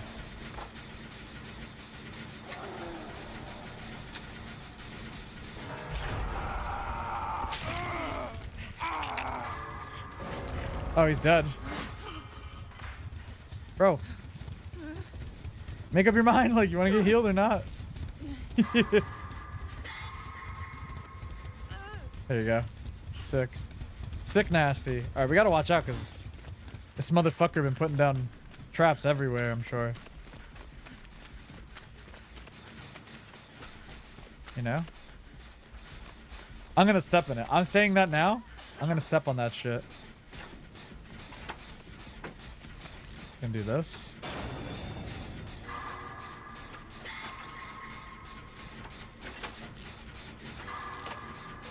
Oof. Where is he? Ah! Ah! The fog fucked with me. I couldn't see him. Alright, well, you hit that shit, so that's fine. I didn't see him because the fog.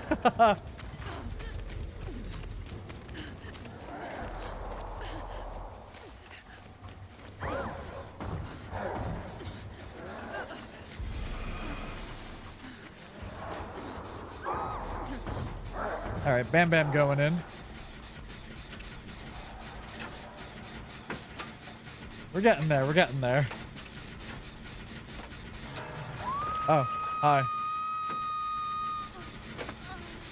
That was convenient. Also convenient.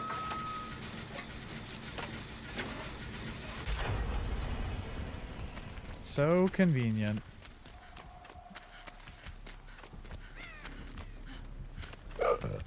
I don't really want to push towards them because basically whenever you finish a gen in 2v8, the killer gets a... If you're near it, the oh, he has that. Hell yeah. The killer gets a notification, or he gets to see where you are, essentially, if you're near that gen. Or any other gen, I think, is how it works.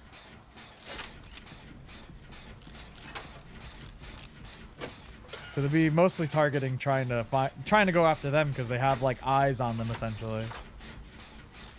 Do this really quick.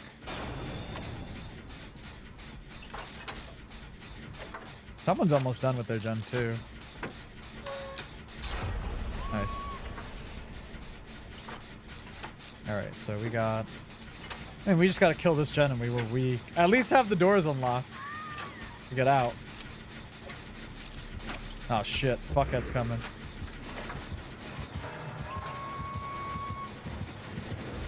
Ooh. Yeah. Good. Okay, he went Super Saiyan mode. There he is.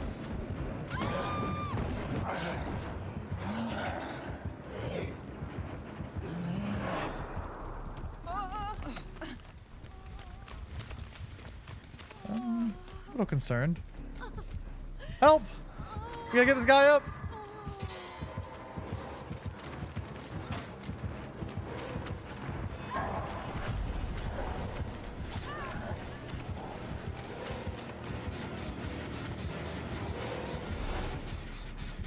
Help!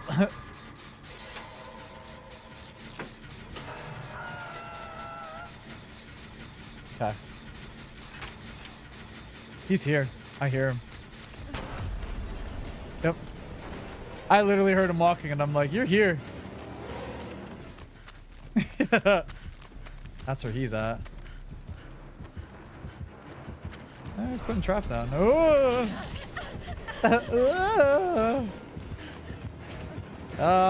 I assume there's no... Well, he's there. I don't want to... Yeah, there's nowhere we can go. Alright, guys. We just got to put pressure on these fucks. That gen's pretty close.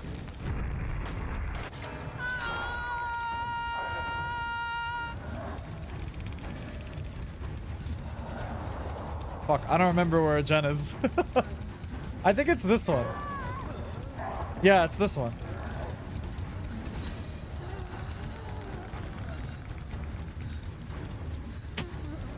It's this gen here.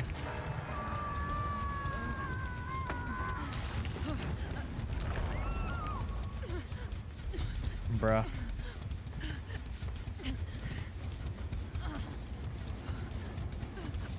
Letting this cowboy heal me. Got the cowboy like here. Alright, well at least they're all there, so. I think he just went back. I think I just saw the killer just go over there.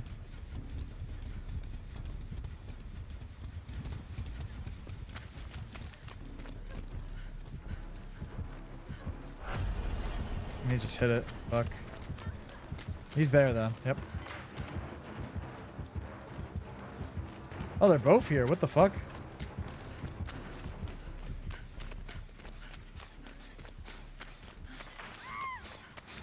Okay. Oh, wow. This gen is so dead now. Fuck. It's gonna do this.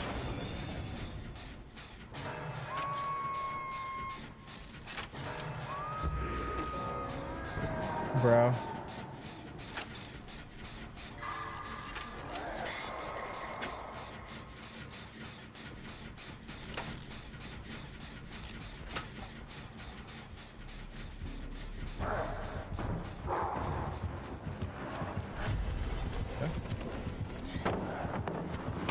Hey, break that shit. He's gonna go check that gen. He's gonna get stunned. Yep. Okay. Man, we really just gotta play on these guys. That guy dead? Yeah, he is. Fuck. Bruh.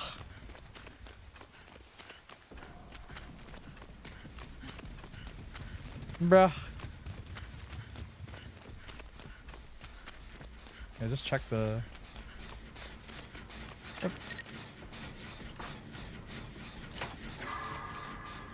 One gen's almost done. I have no idea where that lady is, though.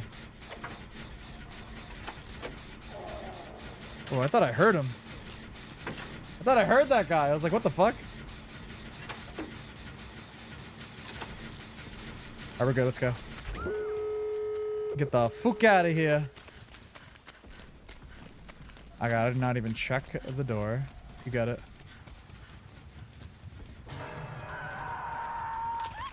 Dead or not dead? Dead. Fuck. Oh shit. Oh shit.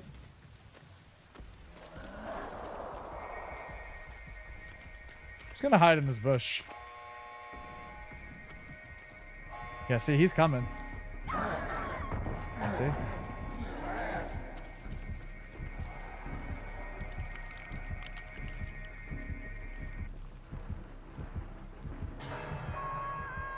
Should be fine.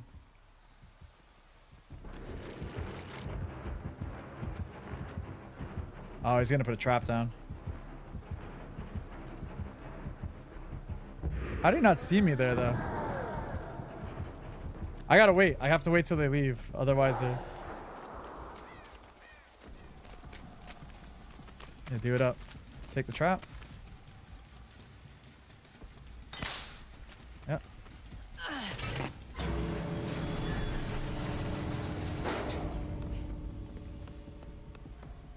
That was good shit. Dude, that guy just totally left. He's like, fuck this shit. Here he is.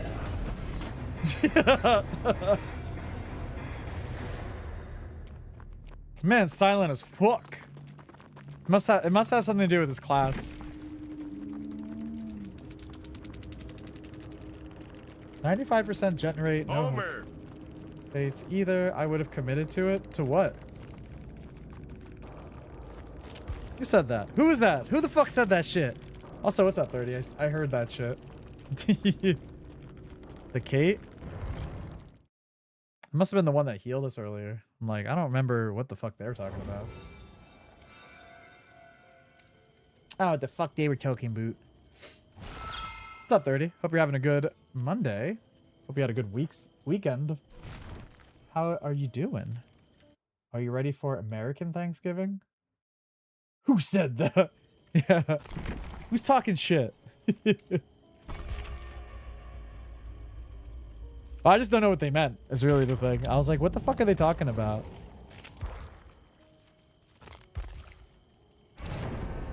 I was just putting pressure on the gen. I just couldn't finish it because fucking Tweedledee and Tweedledoo were fucking just kept checking on my gen. Nah, I don't care.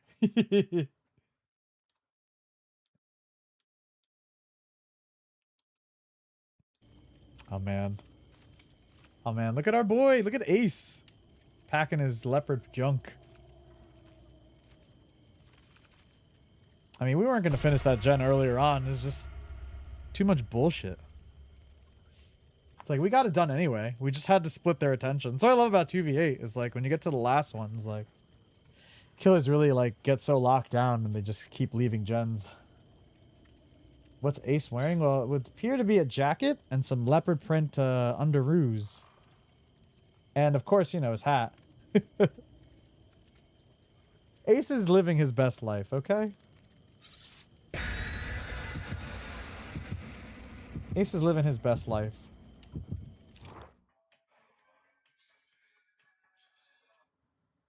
Oh, man. But yeah, no, we got Thanksgiving next week. Trying to just think of what the hell else is coming up this year. Fuck. I feel like, I don't know, all the holiday stuff is coming up. That's all I know. Bro, Ace, your legs are just so long. You're also very pale, my dude.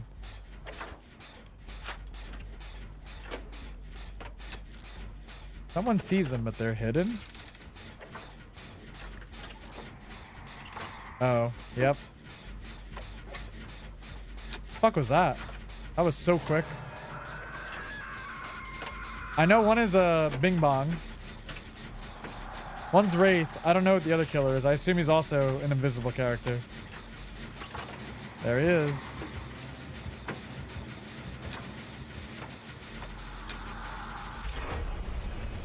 Oh, and Huntress. And Huntress. Okay, I'm just gonna go this way.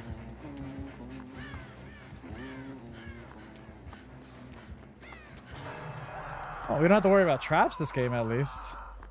Grateful for that.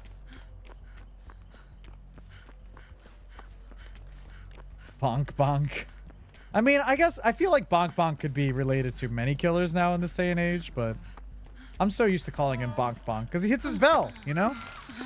Hits his fucking bell and shit. Dude, we're getting our fucking ass kicked. Holy shit. Who is this? Kate. It's a lot of dead people. Or almost dead people. Alright, that guy's looking at the treasure chest. That's fine, I guess.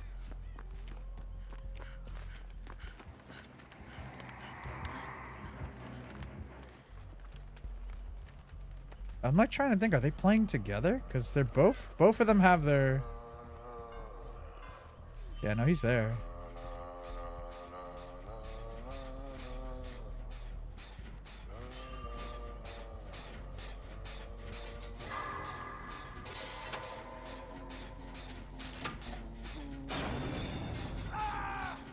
Okay, that's where he's at.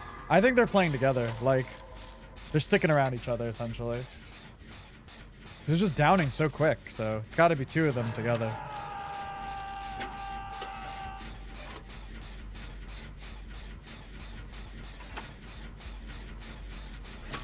Alright, well, I hope the Wraith comes here and hits this gen. Because nothing's more satisfying than hearing a Wraith upset. Even though I'm pretty sure he's happy as fuck right now. Alright.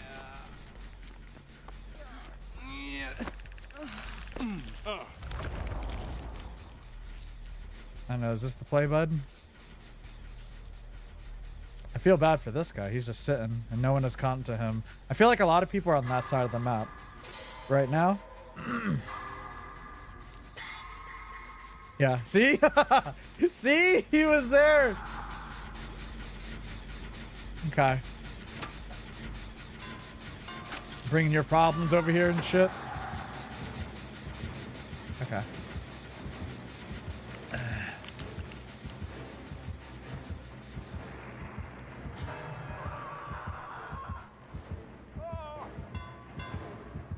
Nothing more exciting than a Wraith getting upset. Hell yeah. You think he'll see me with that shit?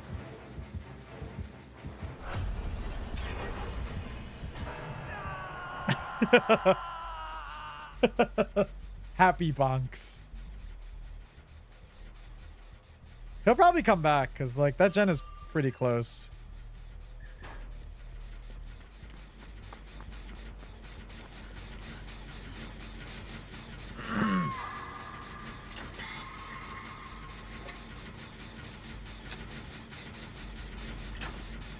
Okay, yeah, see, he's like picking him up.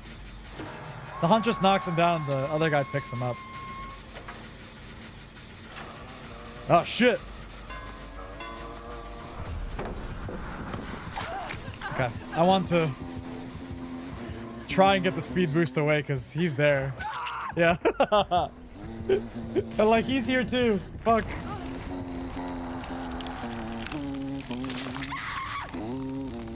Yeah, there was no pallet here anyway, so it's like, what am I gonna do? Save me!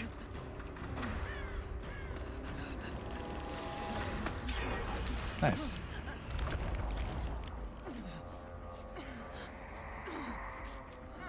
I don't know, I don't trust.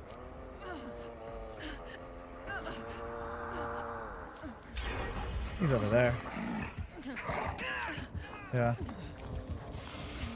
Oh, thank you. Appreciate that. See, he is picking up people. A nice guy.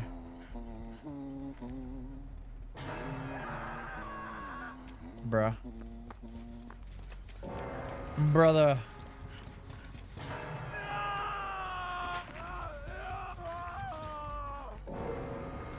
Bro, we're so fucked this game.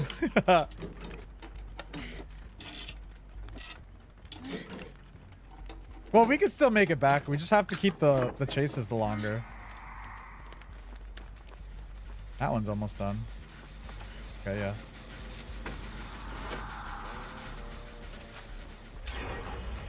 Did they finish my gen? I don't see it over there.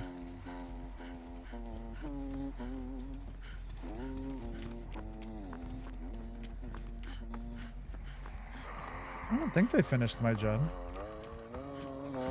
Oh, hey. Oh, well, that's good for us.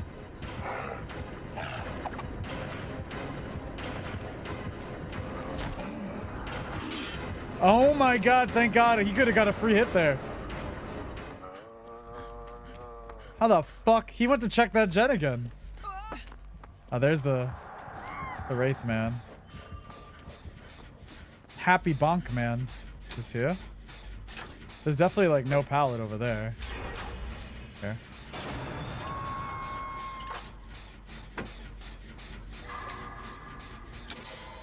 He's not gonna come over here? He is gonna come over here though. Oh yeah. Brother, please. Yeah, hit that gen. Yeah. Enjoy that shit for you. One gen out. Keep an eye on where the fuck that wraith is, though. That's what we need.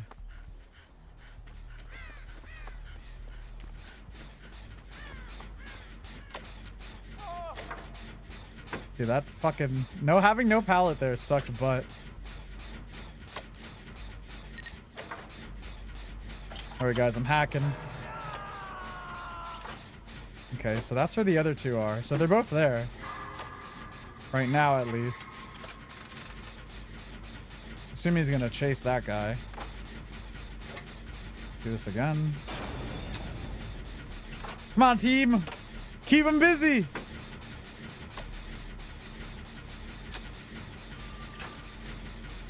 There's Huntress. Oh, shit! Okay. Yeah, go bonk that shit. Go bonk that shit. Brrr. Our pallet here? Oh, fuck yeah.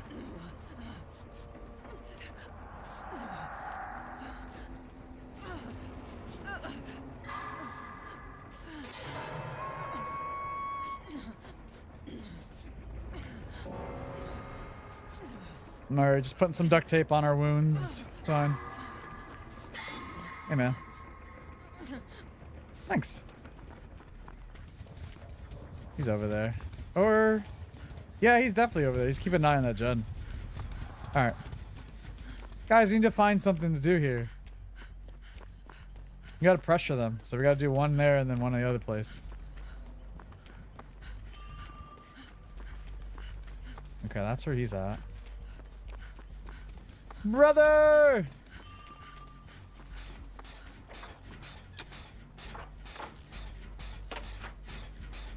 As long as they're not together, we should be alright. Okay, that's where he's at. Bing Bong is somewhere here. Or Bonk Bonk.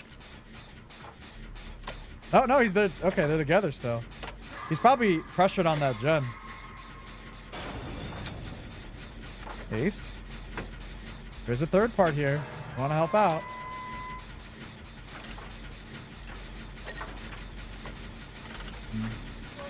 Here comes Shithead. There we go. And he's back there too. I just heard him too. Okay.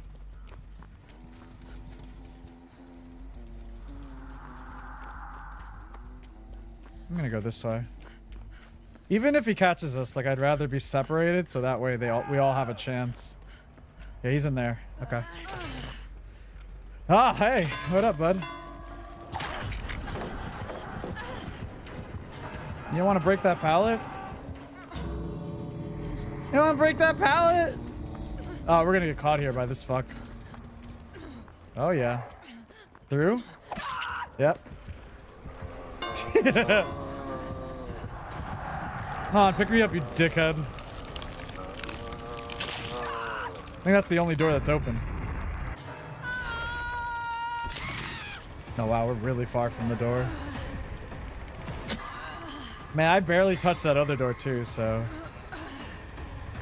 I mean, if they stay away from the door, they should be alright. Uh-oh. Uh-oh! Oh, let's get out of here. Because they're gonna come hunt us down anyway.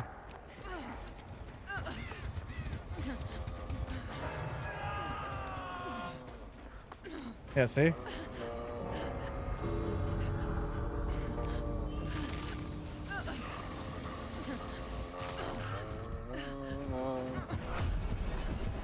I'm scared.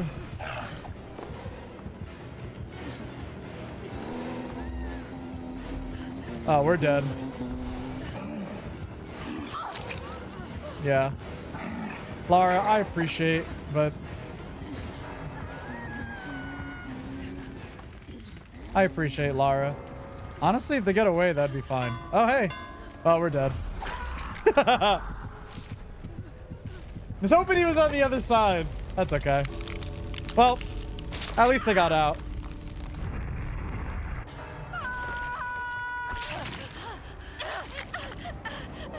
Yeah, I didn't want them to waste their time healing me because they were going to catch up to us anyway. All right, GG's. GG's. Yeah, no. I mean, at least we got out. I didn't think anyone was going to get out just because we had a really bad beginning. We had a really fucking bad beginning. I thought we were going to lose that shit.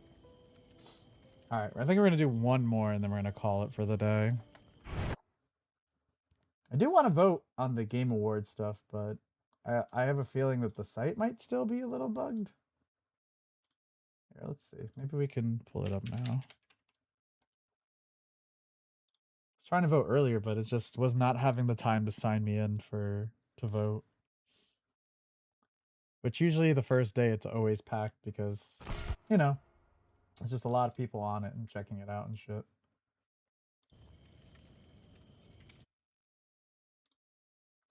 I don't know. It's a pretty stacked year, though. It's a pretty stacked year with Claire Obscura, Silksong. I feel like Claire Obscura is kind of like...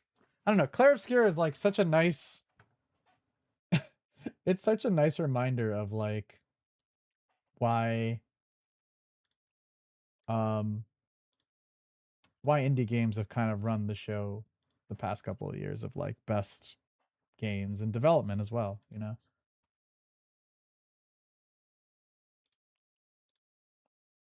But I feel like, I mean, I haven't even played Claire Obscura, but I feel like it's gonna be the winner of a lot of awards this year.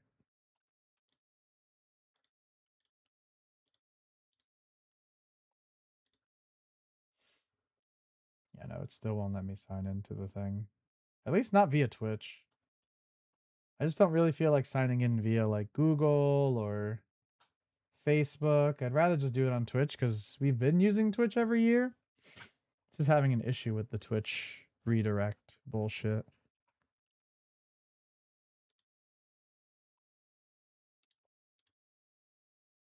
Yeah, no, it's having issues. All right, well, maybe they'll fix it tomorrow or whatever, later on today. Okay, let us... Oh, we got Nick Cage, so I guess we can't lose, right?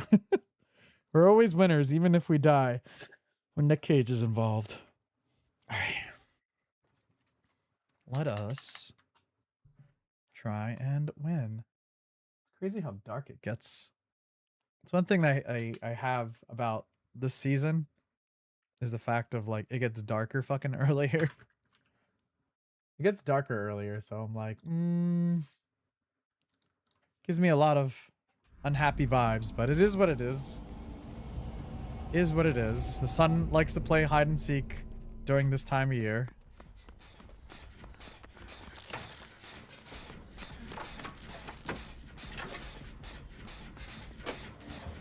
Oh. Wesker? I mean, he's not here yet. Alright, now we gotta go. I'm fucking around with Wesker. Wesker and Oni. Okay. Yeah, I wouldn't fuck around with those two together.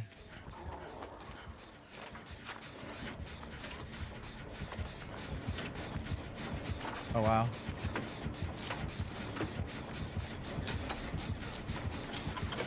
Now we gotta go. Run! Oh, nice. He's just moving all over the place, that guy. He's just moving everywhere.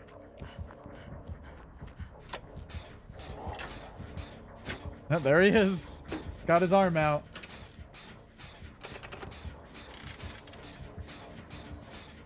Can't tell if the Oni's been hitting anything, because I haven't heard him get his power yet.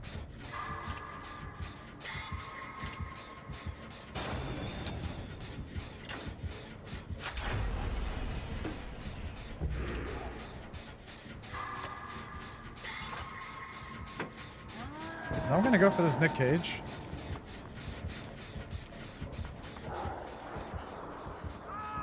There he is. Nick Cage, hold on! Oh, shit.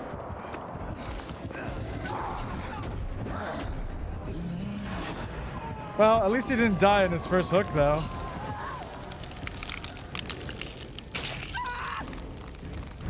Alright. Fucking Nick Cage. Nobody was going for the cage. No, someone's here. Oh, it's Nick Cage. Yeah, Nick, Nicholas, you gotta run. We can't stay here, bud. Oh, he's right there. You do that. I'm gonna do this. There you go. I wasn't sure how long you had them mended, bud.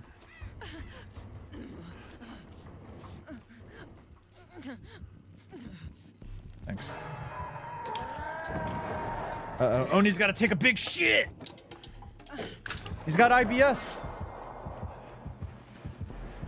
Oh, hi. How the fuck did you get here?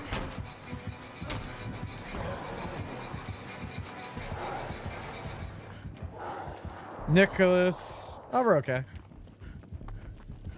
Oh, we're not okay. Yeah. Nicholas, no!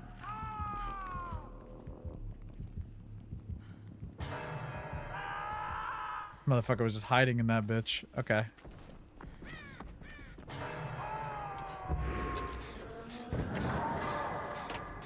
No, the Oni's making use of his shit, because a lot of Onis will just keep tapping people.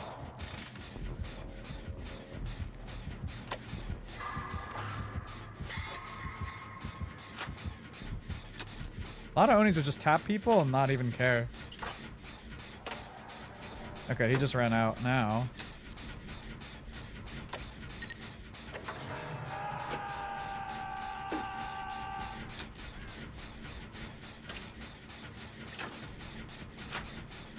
Just keep an eye on time. I'm gonna move away from this actually, just because. Okay. Wesker's there. Okay, he's busy. He's chasing somebody. Or he was. Oh, hi.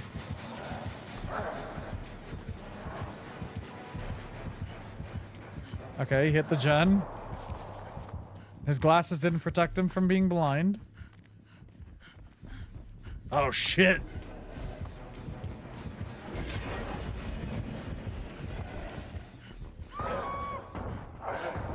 Okay. He's gonna smack that gen. I'm gonna go back to this. He'll probably go back to that. Smack that gen.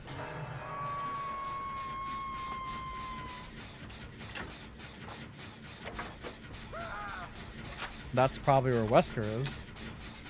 I'm trying to keep an eye on where the fuck these guys are. He'll probably come maybe here. God, we're almost done with this shit. Oh, someone's here with us. Uh-oh.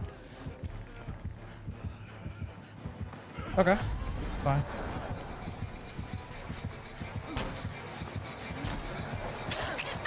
Bro, I was so far away from that. Fuck that shit. That's horseshit. I was so far away from that bullshit. Yeah, he just hit it.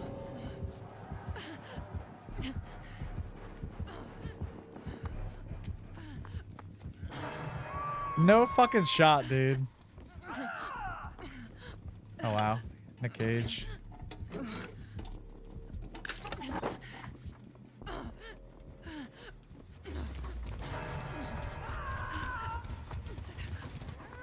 I'm gonna be very wary about that gen, because it's so close. Yeah, see, he's keeping an eye on that gen over there. He's very worried about it. Even though there's still 2 gens left, like. That is a good gen to have over there, though, because it's away from all these other fucking ones.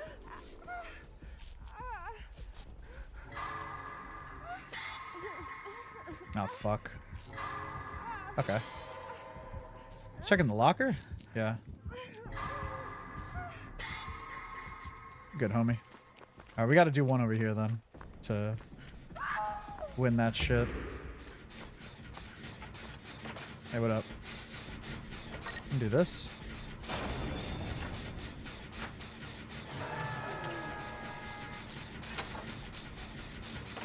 Hey!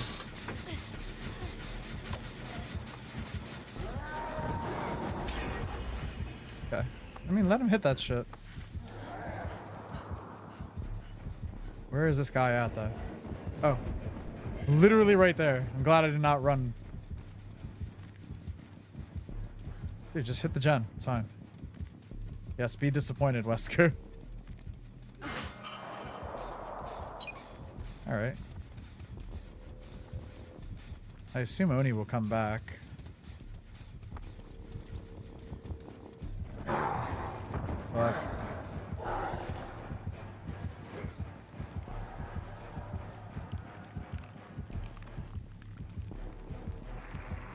You don't need one more gen.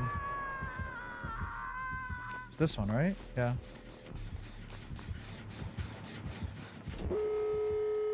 Okay.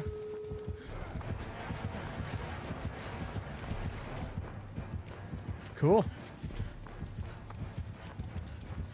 Cool. I know Wesker's like ready to catch us here. Nope. Okay. As long as Oni doesn't get his power, we'll be alright. Never mind. Literally say that and then that happens.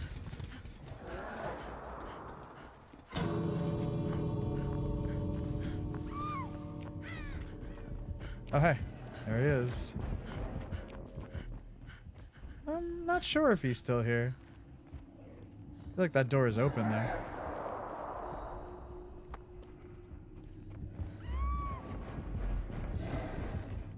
Okay, there we go.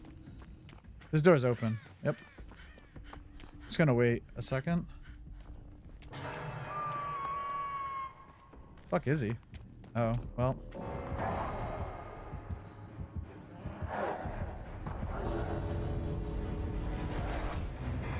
I was like, I don't want to risk that shit.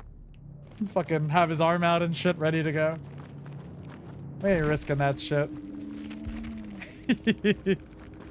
Alright, I mean, most of us got out. 2 died. 6 out of 8? Not bad. Not bad. GG's. Yeah, that Wesker was very, like, temperamental about that gen on the other side, which I don't blame him. But it helped us. I've never heard Sheva say that shit, but hell yeah. I still think Sheva is still one of the coolest, like, side characters ever in Resident Evil. And I say side character, but, like, we don't really get to spend... We only spend 1 game with her. We don't ever hear from her again. It's like Billy from Resident Evil 0. But, like, I love Sheva. Sheva's awesome. Literally meets Wesker for the first time in 5. And then towards the end of the game, beats the shit out of him.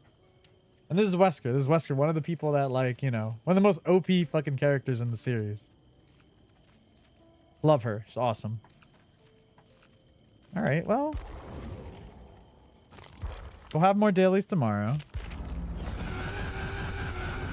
Almost done with level 4. So we'll probably finish this tomorrow. And I think there's... These start tomorrow too. The Rift Pass. Just the Battle Pass weeklies should restart. Yeah, so tomorrow this will be ready too. Okay, sick. GG's.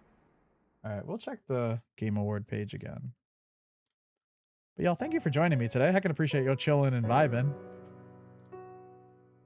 Let me see if we can log into the Game Award stuff. Maybe we'll... Still a little early, but... We'll see if we can log in. If not, maybe we'll do this Wednesday? Maybe it'll be chill by then, because tomorrow we will not be streaming. I have to actually go to the DMV and do some stuff with my license, which is going to take a lot of time, and I just going to take time and just take care of DMV shit tomorrow. A lot of stuff tomorrow, honestly, but yeah. That will be that on that.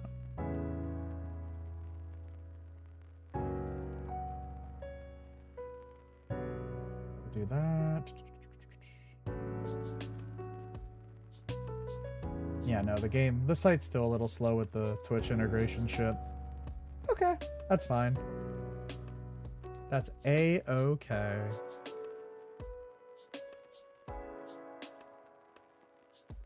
A-okay.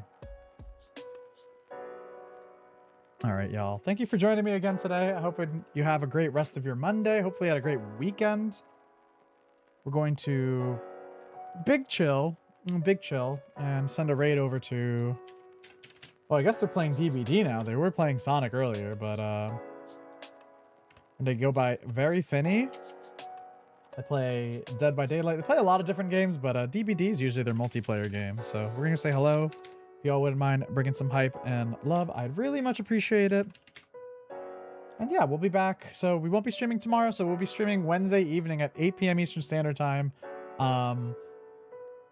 Yeah, I hope you all have a great Tuesday as well. Rest of your day, and yeah, that will be that on that.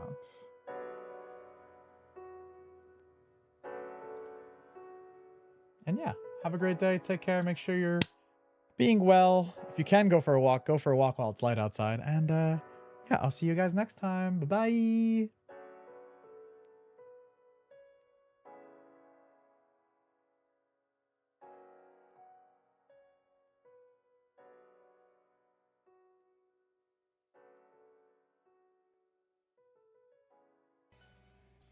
I'm gonna try Wesker's. Something went wrong.